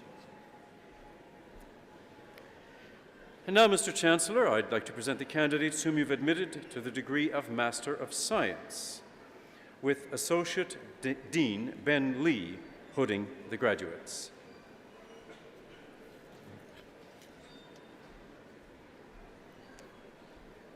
Benjamin Spencer Carrier.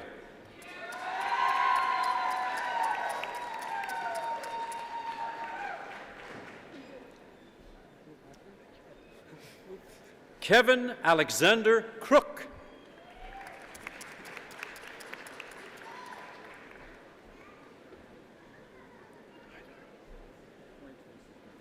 Kathleen Diane Gardner.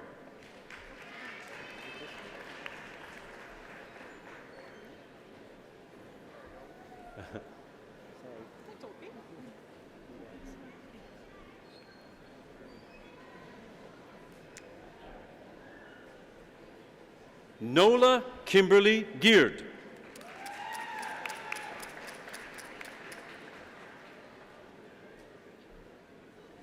Allison Lee Partridge.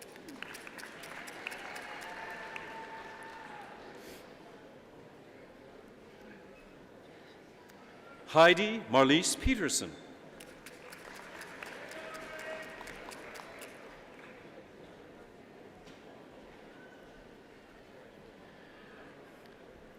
Temelulu Olukayode Idowu.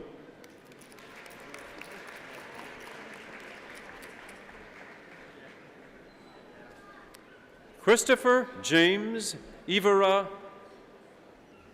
Brereton.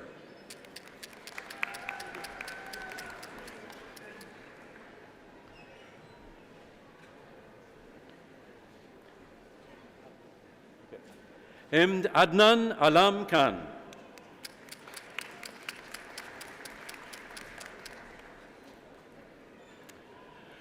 Pankaj Sharma.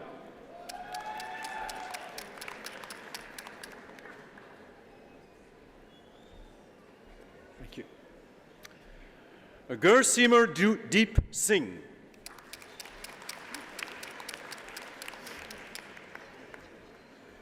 Lindsay Ann Simpson.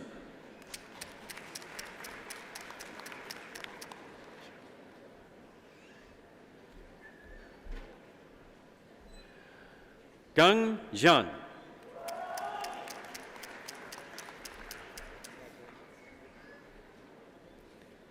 Lin Xue.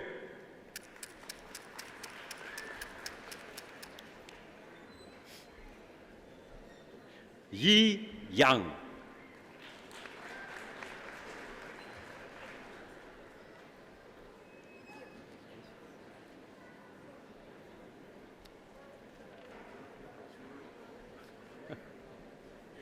And now, Mr. Chancellor, the candidates whom you have admitted to the degree of Master of Social Work, with Associate Dean Lynn Ferguson of the Faculty of Social Work hooding the graduates. What's your name? Carla Michelle Burton.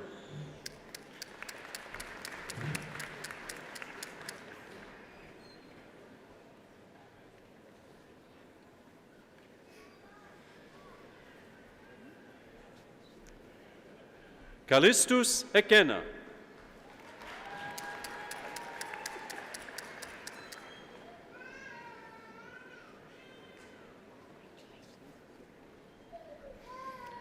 Jenalyn Rose Glass.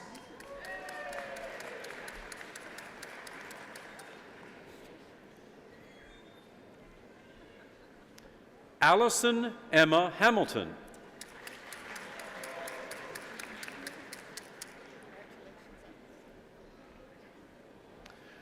Riley Maureen Keast.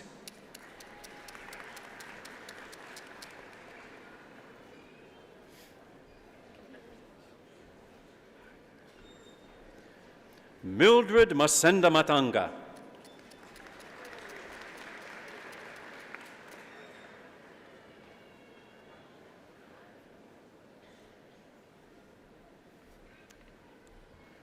Tracy Lynn McMullen.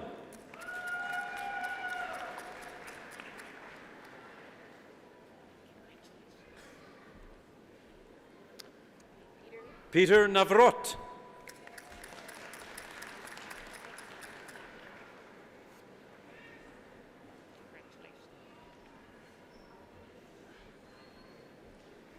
Corinne Terry-Ann Thompson.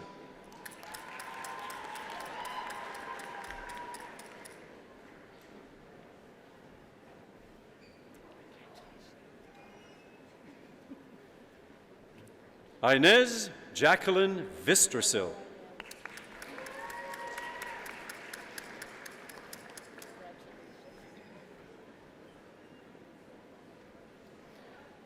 And now, Mr. Chancellor, the candidate whom you've admitted to the Master of Science in Family Social Sciences. Thank you. Natalie Ann Carrero.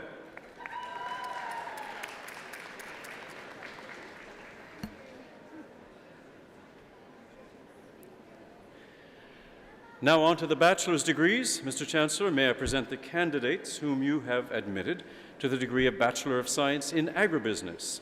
Associate Dean Martin Scanlon of the Faculty of Agriculture and Food Sciences to present the parchments. Ying Kin Lee.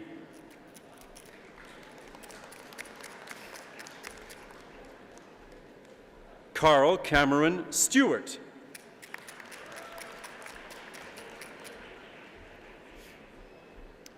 Yuli Wang.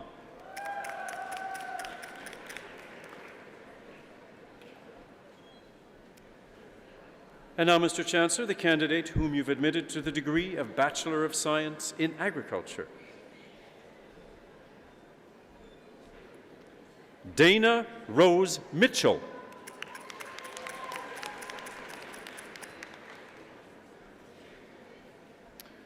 And now, Mr. Chancellor, the candidate whom you've admitted to the degree of Bachelor of Science in Agroecology.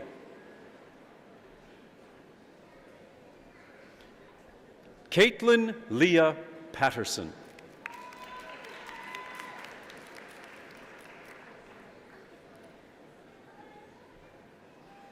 Now, Mr. Chancellor, the candidates whom you've admitted to the degree of Bachelor of Science in Human Nutritional Sciences. Amanda Rose Gravel.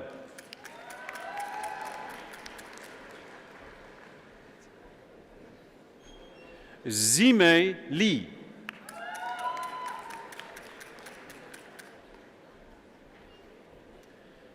Mary Josephine Coronel Lopez.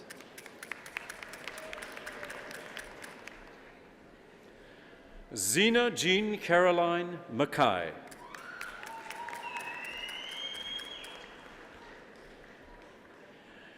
Lijuan Zhang.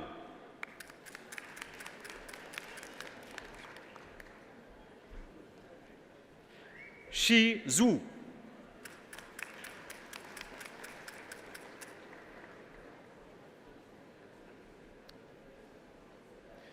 And now, Mr. Chancellor, the candidate whom you've admitted to the degree of Bachelor of Science in Textile Sciences.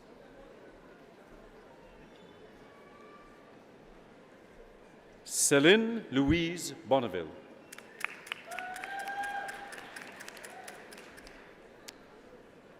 Mpoyu Lin.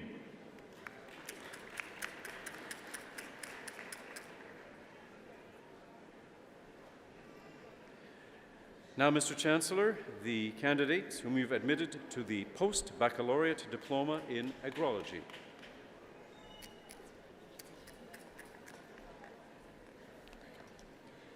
Sunday Adeyemi Adeleye.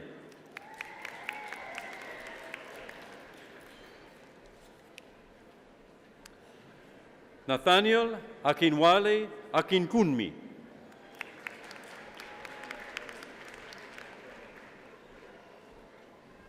Heidi Ronquillo Alora.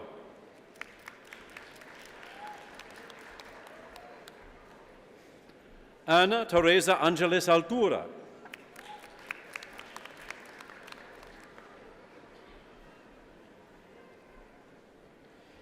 Ifeanyi Daniel Ebu Buchekchukwu.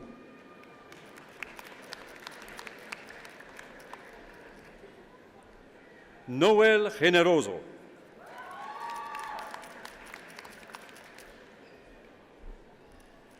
John Lerick Abilye Mering.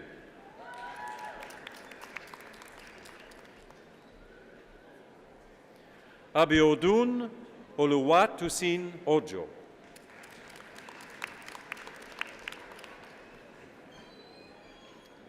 And now, Mr. Chancellor, if I could present the candidate whom you've admitted to the degree of Bachelor of Environmental Design, Interim Dean Jonathan Beddoes, to present the parchment.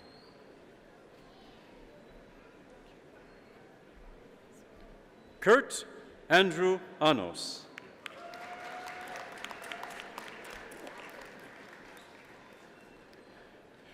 And now, Mr. Chancellor, the candidates whom you've admitted to the degree of Bachelor of Arts Honours, Associate Dean Robert Hoppe of the Faculty of Arts, to present the parchments.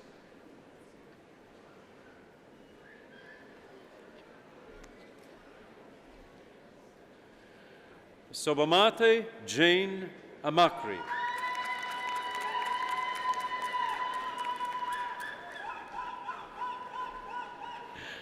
Amy Brown.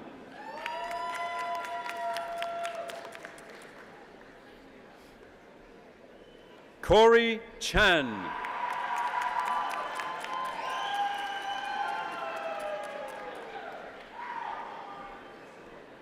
Tracy Lynn Cherkowski.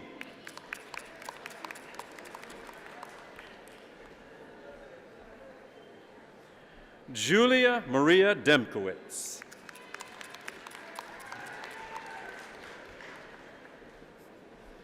Colin John Fingus.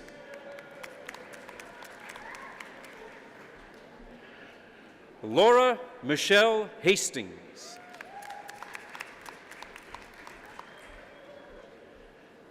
Adam William Hawkeye.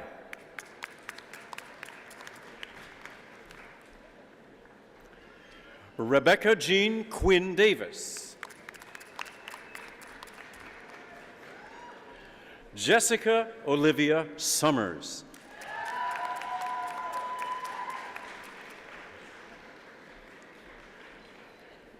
Winston Young.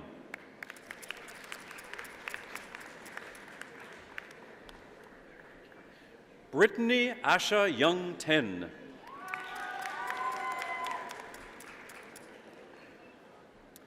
And now, Mr. Chancellor, on to the candidates whom you've admitted to the Bachelor of Arts Advanced.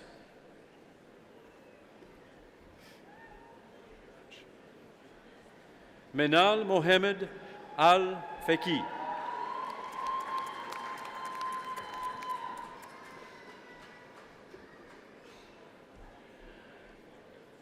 Cassandra Lynn Amorim.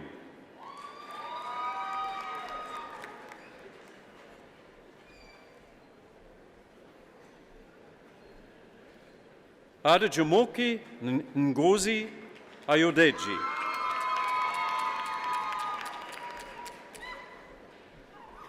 Liang Liang Kai.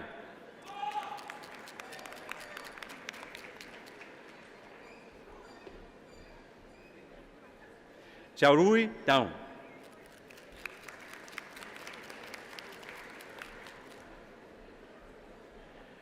Ashley Ann Duru.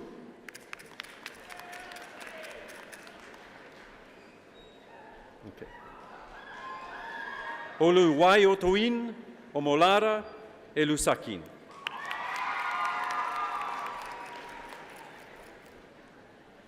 Dennis Khan Erkan.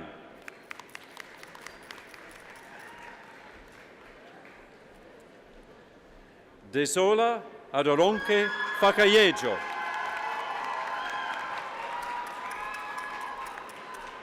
John Robert Gardner.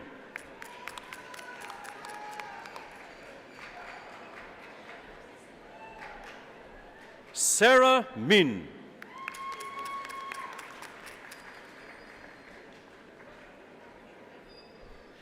Lynn Marie Neufeld.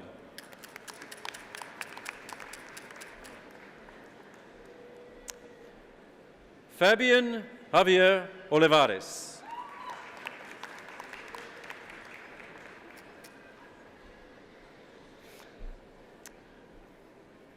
Stephen Matthew Stadnick.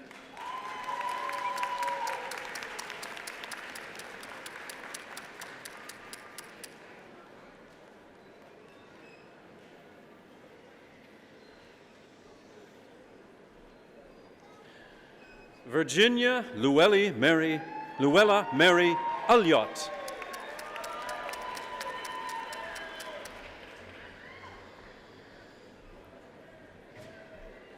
Martha Umar.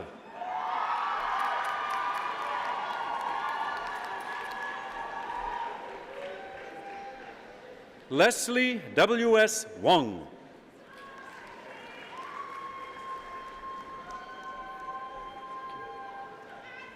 Yuan Zhao.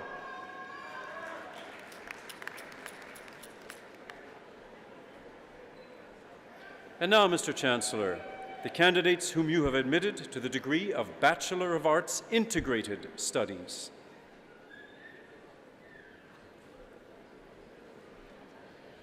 Jennifer Maria Kutz.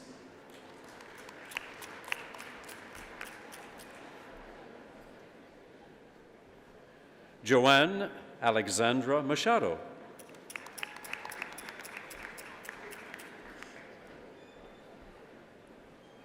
Ronald Saran.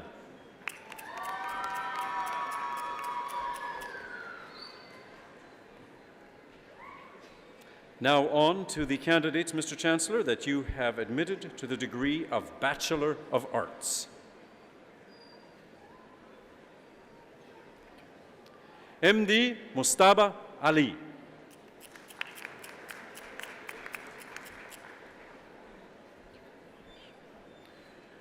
Precious Oluwanifemi Babalola.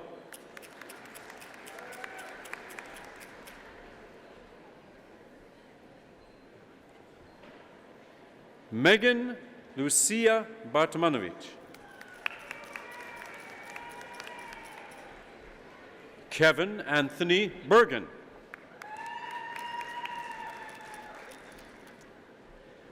Lisa Diane Burnett.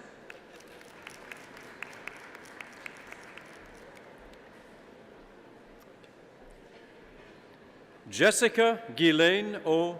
Cantillon.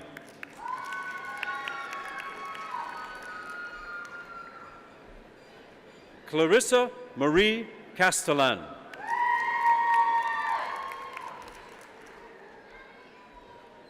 Fangzhu Chai.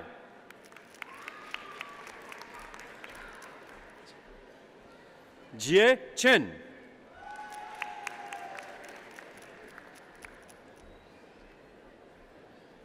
Ye Chen.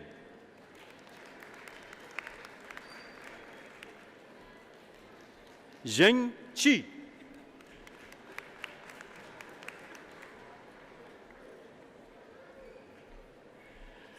Carla Alejandra Chipas Garcia.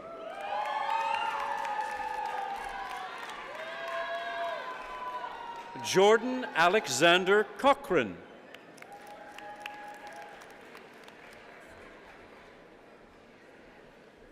Alexandra Catherine Carls Derwin.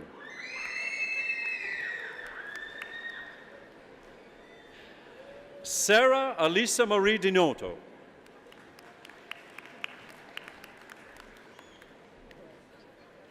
Mercedes Jeline Douglas.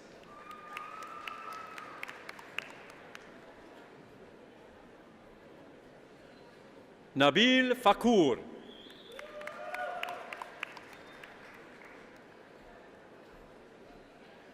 Justin Freeman.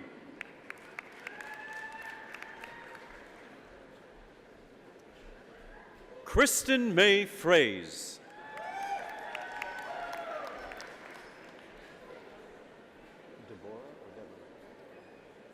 Deborah Diane Fuel. Feng Gao.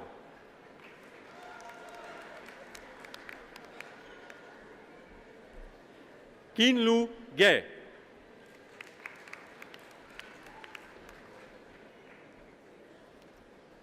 Blaine Michael Hancock.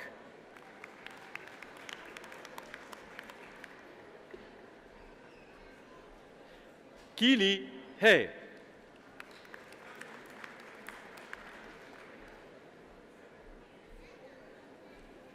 Lin Huang.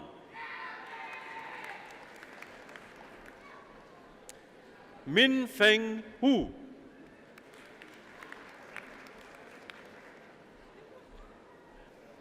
Rayana Christy Wuri.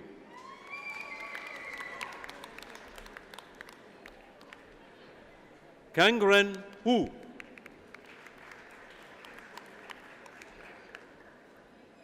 Zhong Yuan Hu.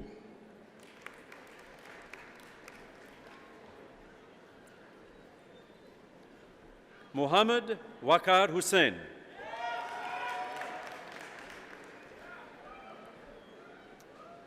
Heng Hao Jiang.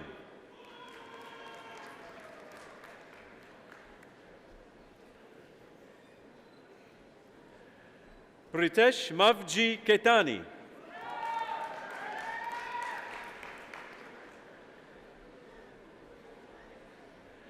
Eric Wayne Joseph Clausen.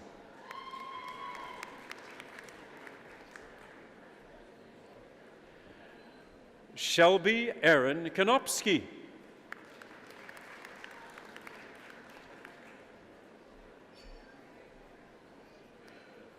Truk Hong Le.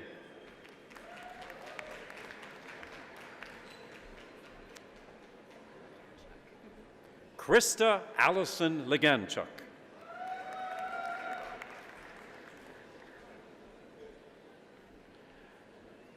Maria Fatima Bertez Leonardo.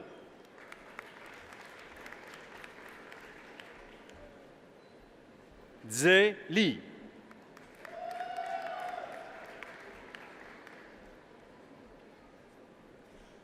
Yuelin Li.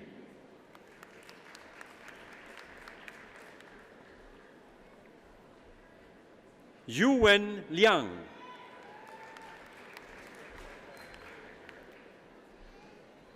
Mengyang Liao.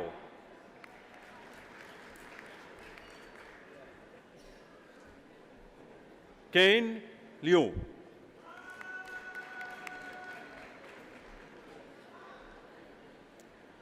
Zhongyi Liu.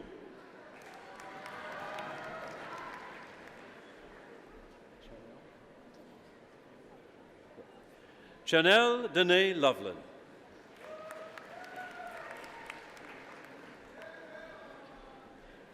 Mei Fang Ma.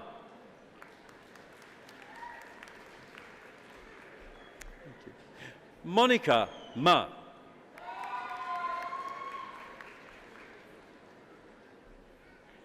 Elaine Lara McKay.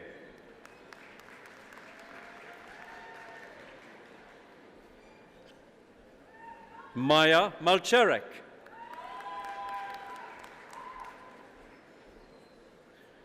Jenna Alexandra Matheson.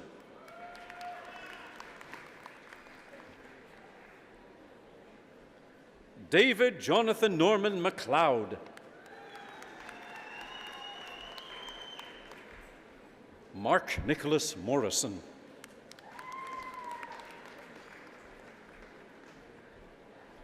Brady Ray Musey.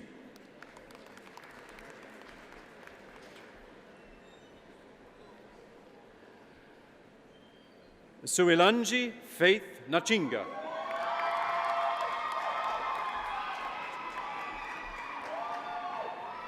Jenny Nunn.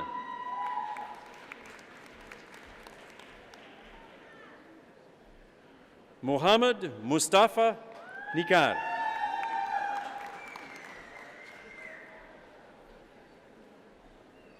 Chao Niu.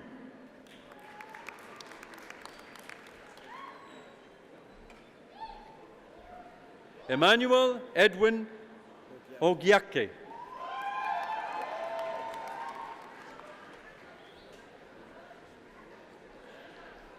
Sunday Oladiti.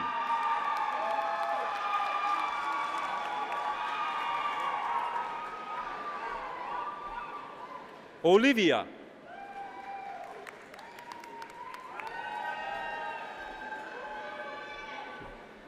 Akinyemi Oluwaseun Olufe.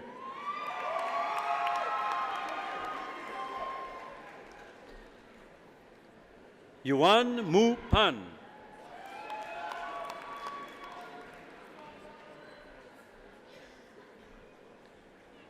Rika Charlene Pedrosa. Bo Peng.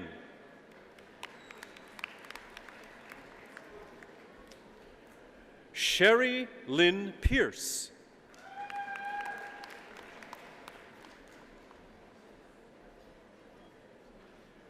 Michelle Madeleine Sophia Ratinsky.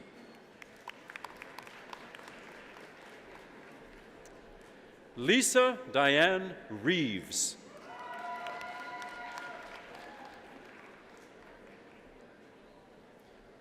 Sanika Katarina Rus.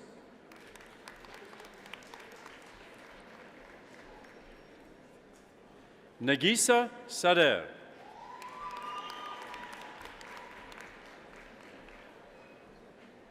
Lu She.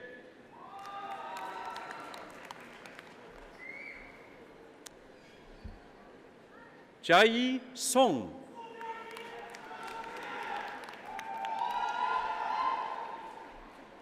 Xiao Xuan Su.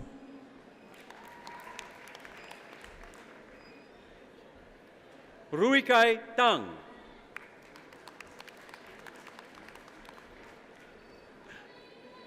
Lu Tian.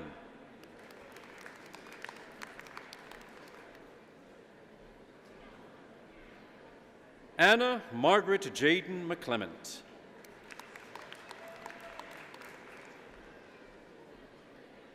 Amanda Marie Turner.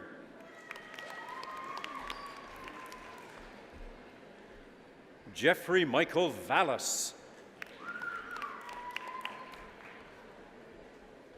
Chengna Wang.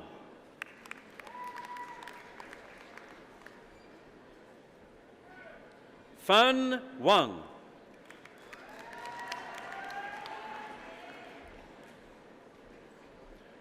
Junli Wang.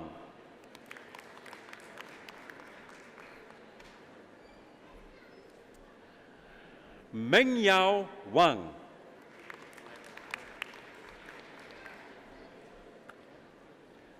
Taidu Wang.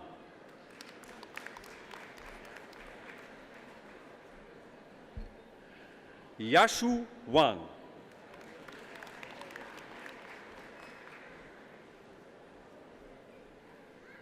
Yilin Wang.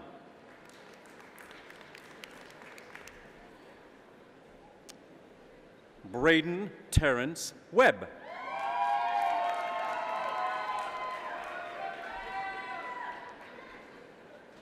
Leonard Wen.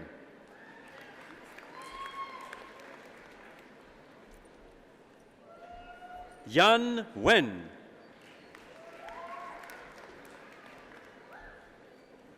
Chad Nelson Wright.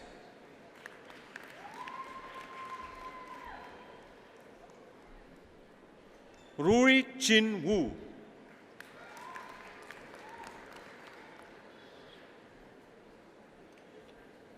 Jing Sha.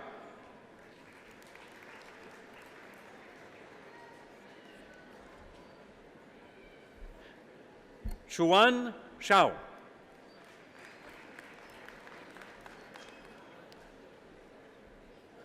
Huanjie Xuan.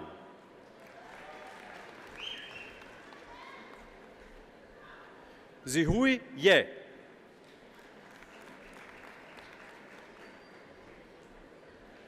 Ling Yao.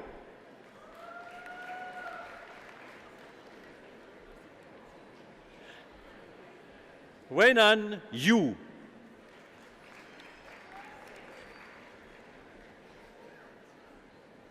Wusing Yu.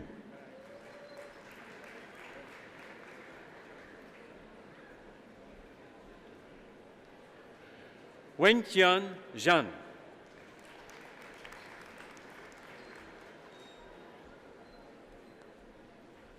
Chin Chin Chang.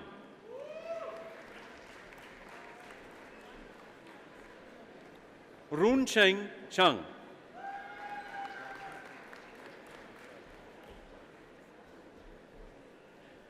Si Jing Chang.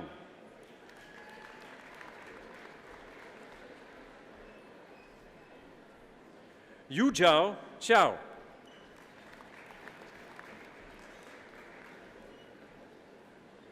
Zhihuan Cheng.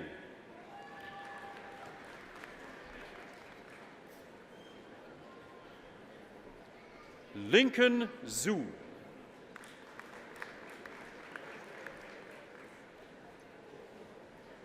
Monsieur le Chancelier, permettez-moi de présenter les candidats que vous avez admis au grade de baccalauréat des arts.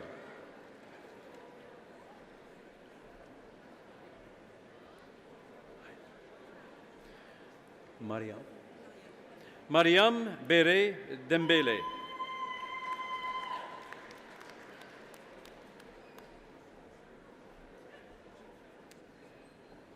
Jonas DeRosier.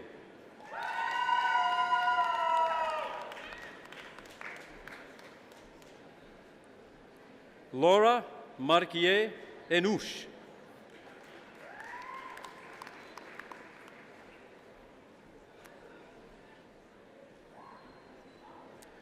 And now, Mr. Chancellor, the candidates whom you've admitted to the post-baccalaureate diploma in education, with Dean David Manzik of the Faculty of Ed presenting the parchment. Desiree Anderson.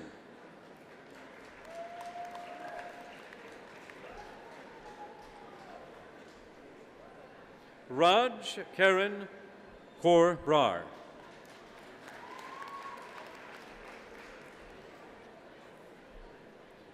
Jessica Ann Braun.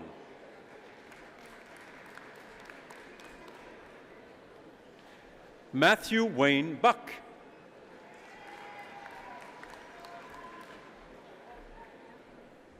Andrea Colleen Kamaklang.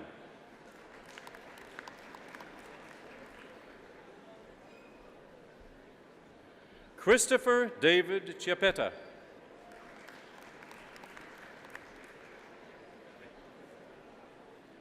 Sherry Lee Dennis.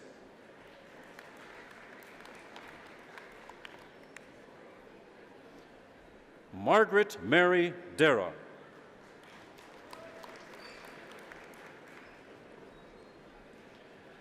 Liana Maria de Souza Ferreira.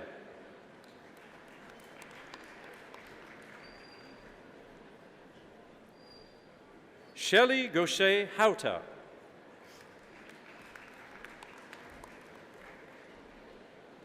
Kristen Dawn Melissa Gillespie.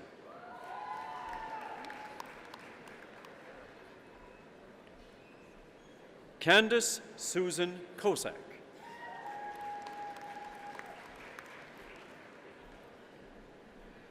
Erwin Ross McGuire.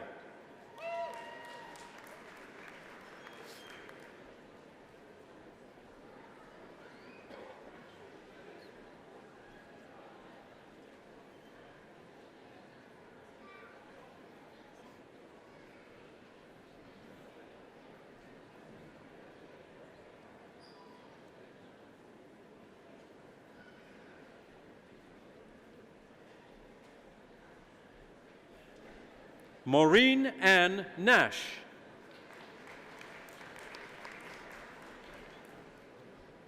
Paul Kelvin Yap Ong.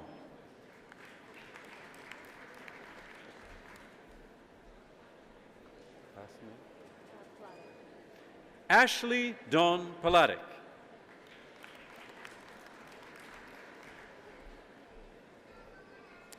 Maria Tina Pocailo.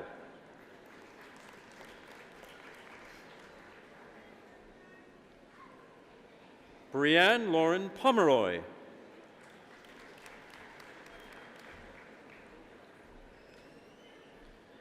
Lilibeth Remonte.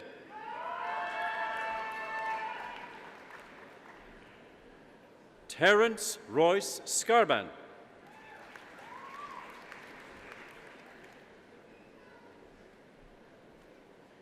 Jan Christopher Slavacek.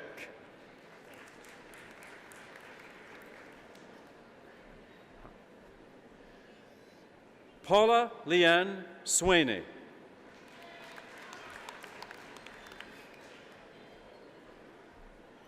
Patricia Jacqueline Tomchik.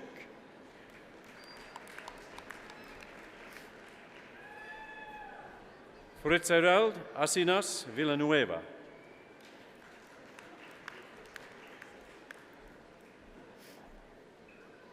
Geraldine Helen Marie Whitford.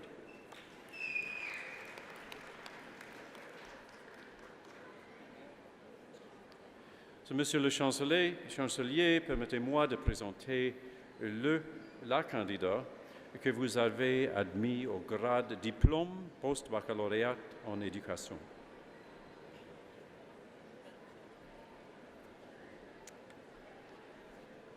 Paula Simeonato Sasdelli.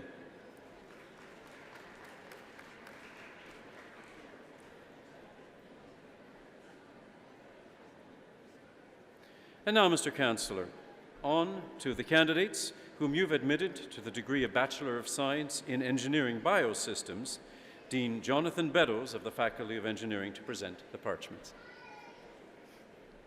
Joel Matthew Toth.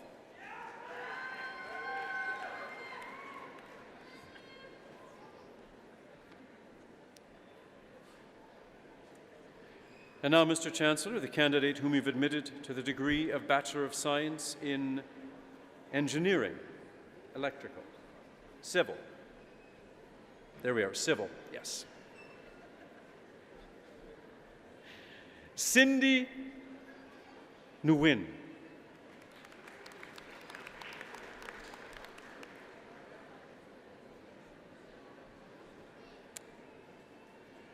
And now, Mr. Chancellor, the candidate whom you've admitted to the degree of Bachelor of Science in Engineering, Computer. Sean Wesley Iftody.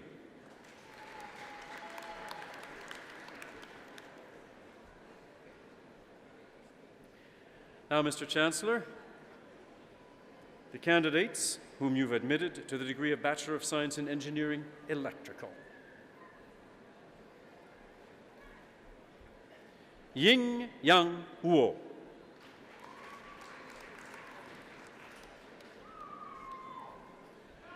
Parvinder Singh Pawar.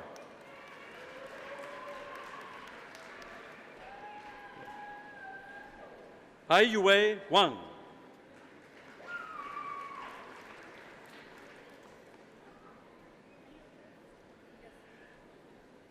And now, Mr. Chancellor, the candidate whom you've admitted to Bachelor of Science in Engineering, Mechanical.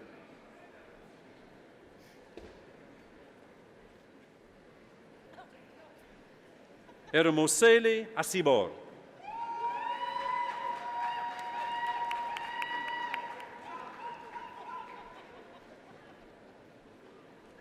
Now, Mr. Chancellor, the candidates whom you've admitted to the post-baccalaureate diploma in engineering.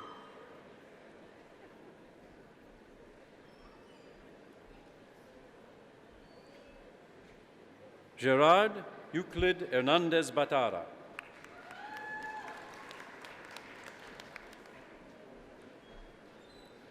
Marianela de los Rios Londono.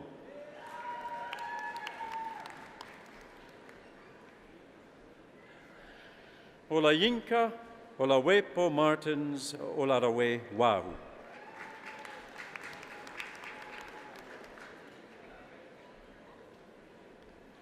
Nazi Abdallah Obeid.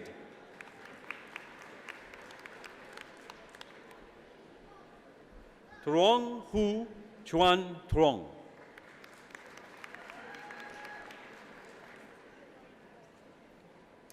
And now, Mr. Chancellor, the candidates whom you've admitted to the degree of Bachelor of Arts in Geography, Dean Norman Halden of the Clayton E. Trudell Faculty of Environment, Earth and Resources, to present the parchments. Sarah Ray Braun.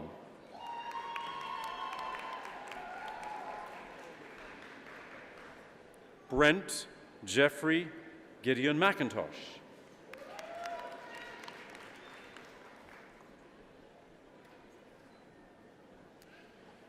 Now the candidate whom you've presented to the degree or admitted to the degree of Bachelor of Environmental Science and Studies, Honors.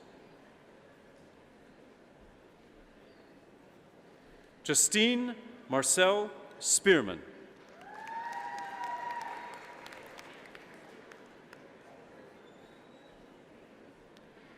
Now the candidate whom you've admitted to the degree of Bachelor of Environmental Studies, Honors.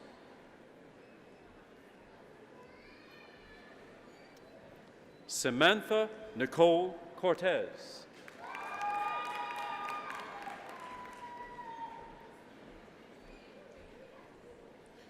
Samantha Angelica Stone.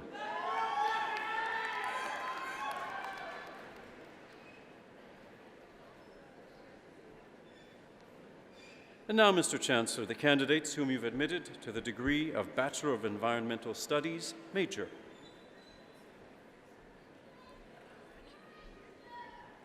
Melanie Joan Cahoot.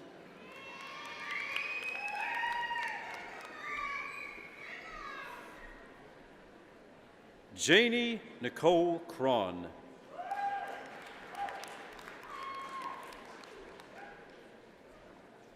Nicole Lynn Eveline Stahl.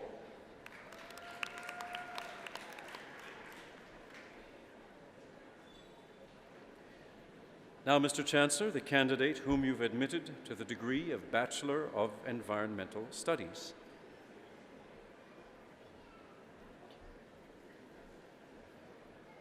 Corey Megan Amber Kubalka.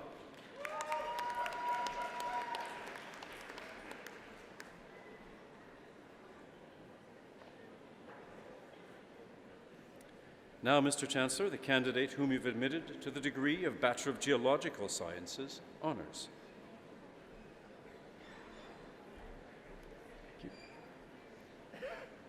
Kevin Ramlakan.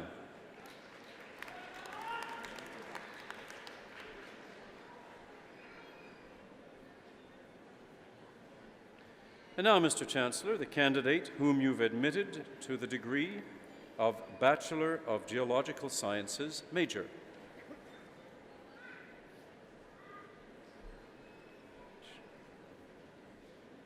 Nicole Ray Beatty Sinicic.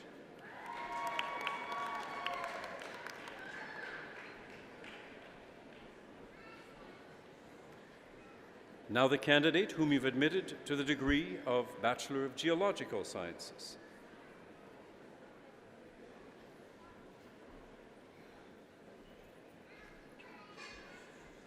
Leslie Bveve.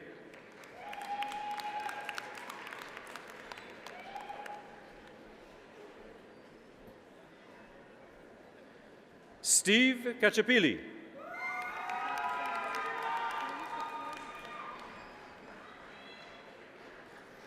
Now, Mr. Chancellor, on to the candidates whom you've admitted to the degree of Bachelor of Kinesiology. Dean Douglas Brown of the Faculty of Kinesiology and Rec Management to present the parchments. Christopher Nigel Chiatau.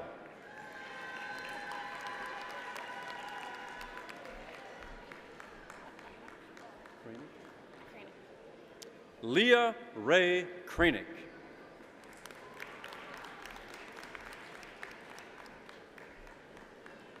Chinez Inchedo Moneke.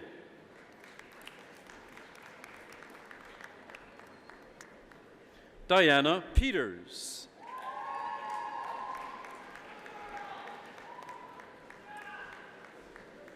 Drew Jacob Sidor.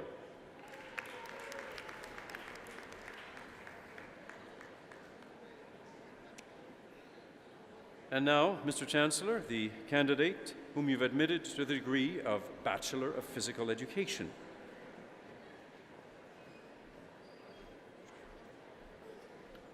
Erin Carmen Keller.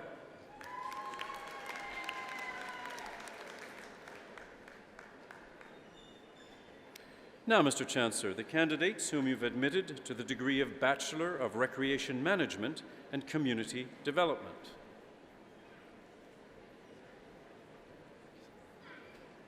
Brett James Cleghorn.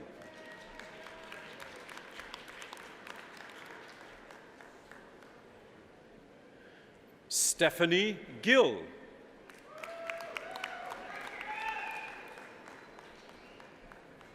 Laura Elizabeth Comerfield.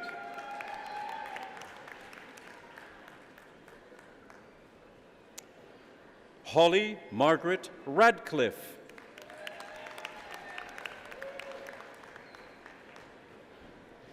Now, Mr. Chancellor, the candidate whom you've admitted to the degree of Bachelor of Music, Dean Edmund Daw of the Des Hôtels faculty, to present the parchment. Dexter James Artates.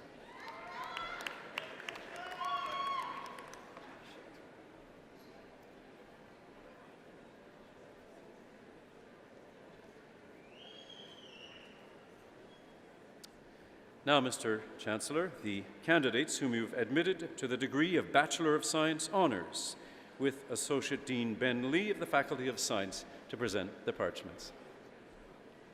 Erica Oyuga Asawa.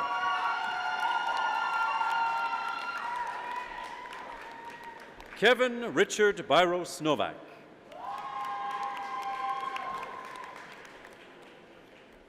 Amy Nicole Bell.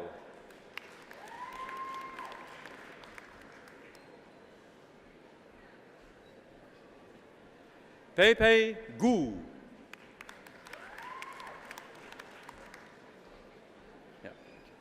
Linda Lamb.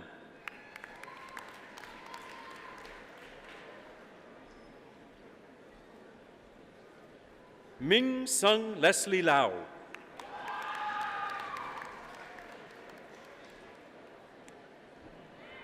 Charlotte Ann Leferink.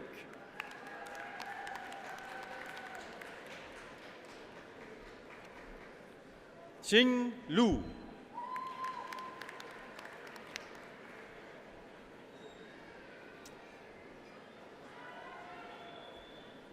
Mackenzie Midori Sato.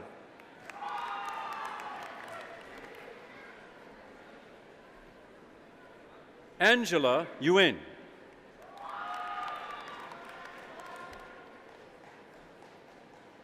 And now, Mr. Chancellor, the candidates whom you've admitted to the degree Bachelor of Science Major.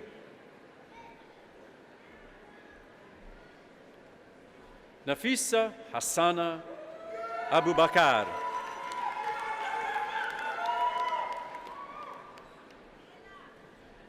Safina Husseina Abubakar.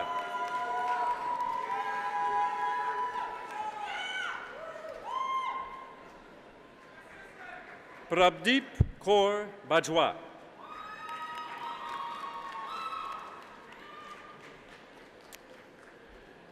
Kamaldeep Singh Chokar.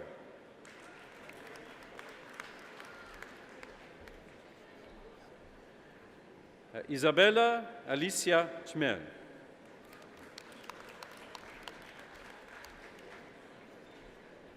Sophia Nke Chukuri.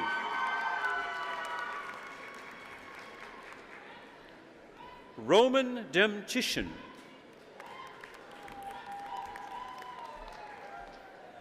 Matthew Leslie Dilly.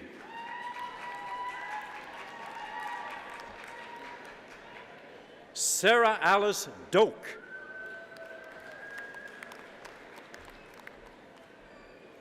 Scotty Duong.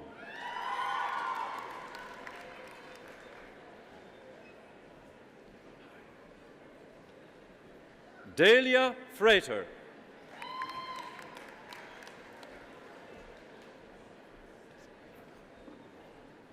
Anissa Ohunene Jato.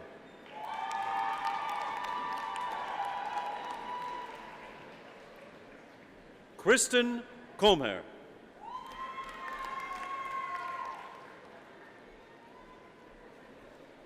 Mary Lamb.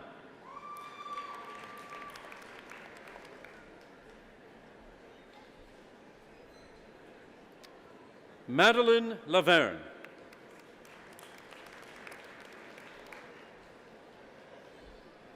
Kylan Lane Lessard.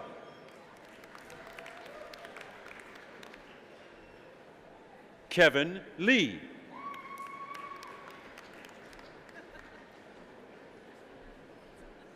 Monica Mai.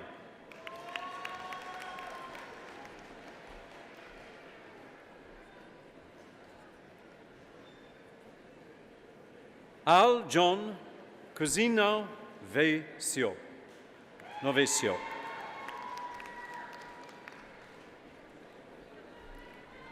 Kristen Carolyn Park.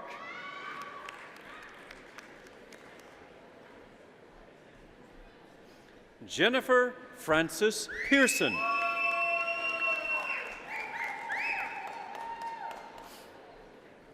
Bryce Nisbet Frimmer.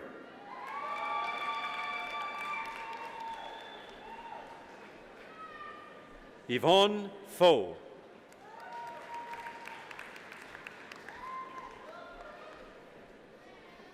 Rachel Judith Rudney.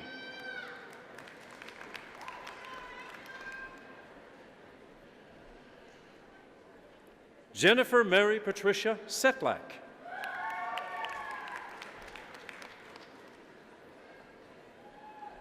Mubiana Silumesi.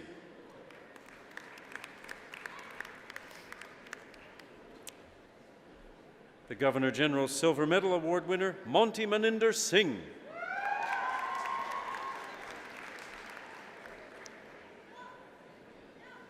Jeffrey Adam Stefaniuk.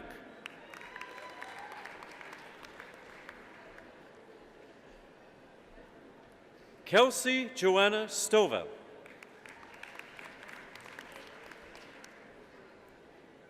Stephen Tao.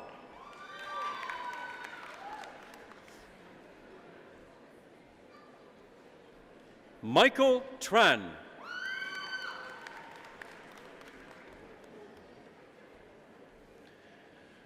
Stephanie Dawn Van Driel.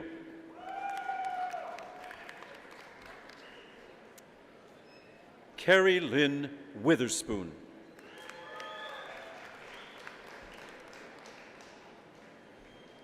Now, Mr. Chancellor, the candidates whom you've admitted to the degree Bachelor of Science.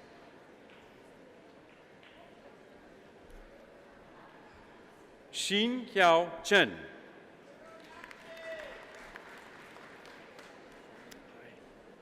Jessica Fang.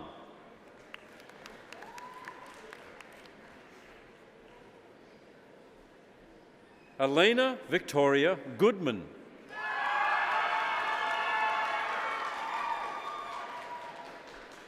Leighton Kyle Jans.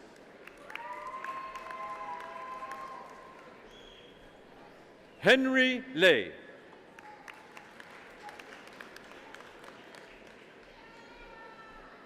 Kara Darlene Lipsky.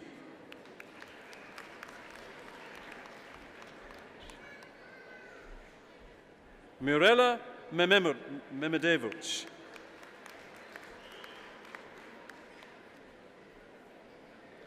Megan Alyssa Marie Moorhouse.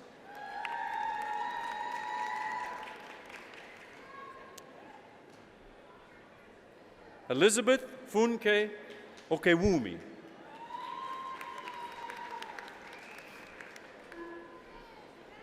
Cameron Gary Sweetman.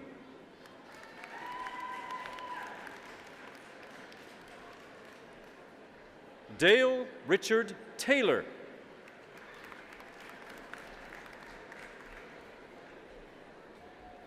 Emanuelito Thomas.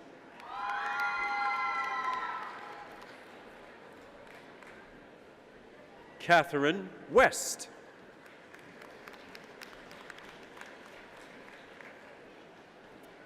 Now, Mr. Chancellor, the candidates whom you've admitted to the degree of Bachelor of Social Work. Associate Dean Lynn Ferguson of the Faculty of Social Work to present the parchments.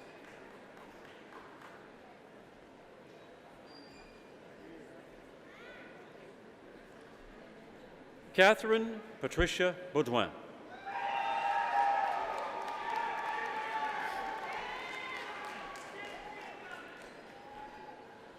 Sheila Dolorosa Bugao.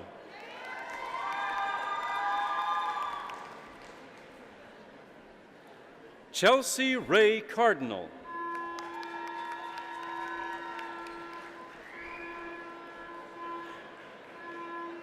Andrea Caron.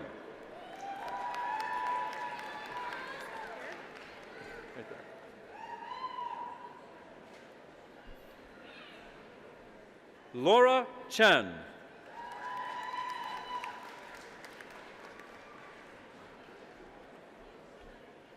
Monique Amelia Marie Chartrand.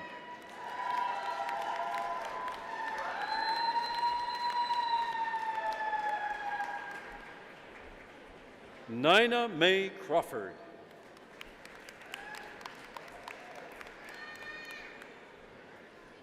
Corinne Lee Farsky.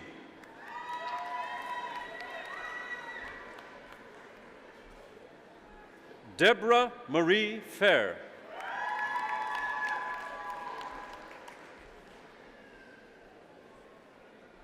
Karn Gill.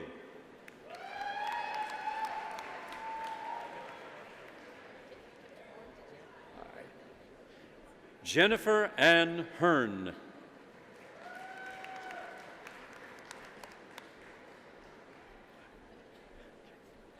Fiona Margaret Jackson.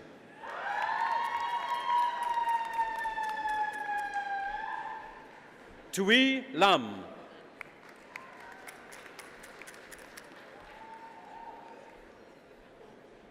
Kenneth John Lewandowski.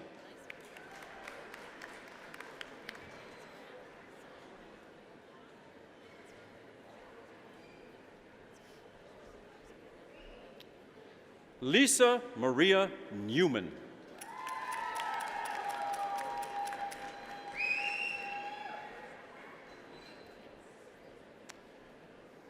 Charlotte Ofori Ajay.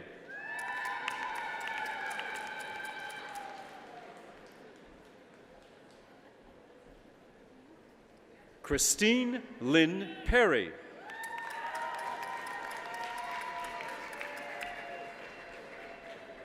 Tammy Heather Perry.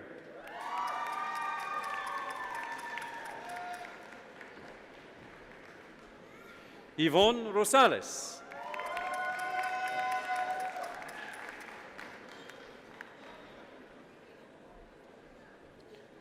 Danielle Leah Rubin.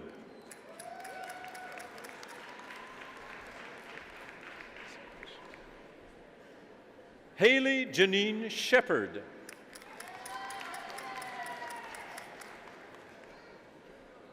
Scott Andrew Frank Turner.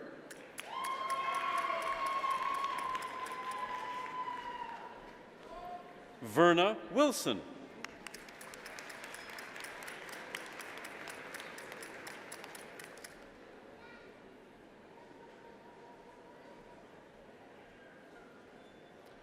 And now finally, Mr. Chancellor, may I present the candidate whom you have admitted to the Aboriginal Community Wellness Diploma, with Dean Gary Hepburn of Extended Ed presenting the parchment.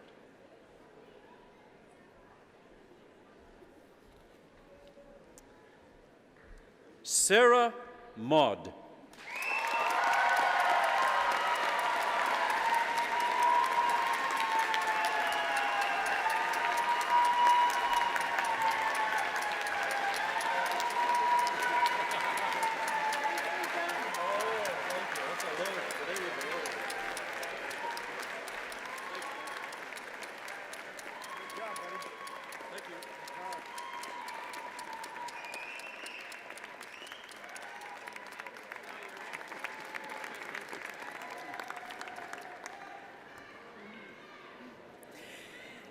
Good afternoon, Mr. Chancellor, Mr. President, Dr. Wilson, honored guests, and of course, graduates.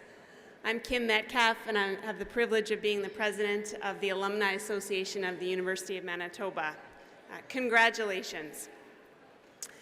As you set out to leave your unique imprint on life, I hope each of you finds inspiration from the alumni who have studied here before you. If you aspire to be an effective educator, a leading architect, or a leader in agribusiness, look no further than Wayne Davies, a principal who inspired his students to raise more than $100,000. The bold and brilliant architect, Sasha Radulovic, or founder and former CEO of Ad Farm, Kim McConnell. From my own experience as an alumnus, having sat in the spot you occupy today, I can tell you that this network of more than 132,000 graduates in 131 countries around the world is here for you. Throughout my involvement with the Alumni Association, I have met alumni who have extended their hand as a mentor, advisor, coach, and friend to fellow grads like you. I encourage you to likewise stay connected through the University of Manitoba's Alumni Relations Office. We recognize that the influence of this university is epitomized by the accomplishments of our alumni, and standing proudly behind you, your outstanding achievements, and the contributions you will make to the world is more than just our privilege. It's what we do. Thank you, congratulations. Now go and take your place.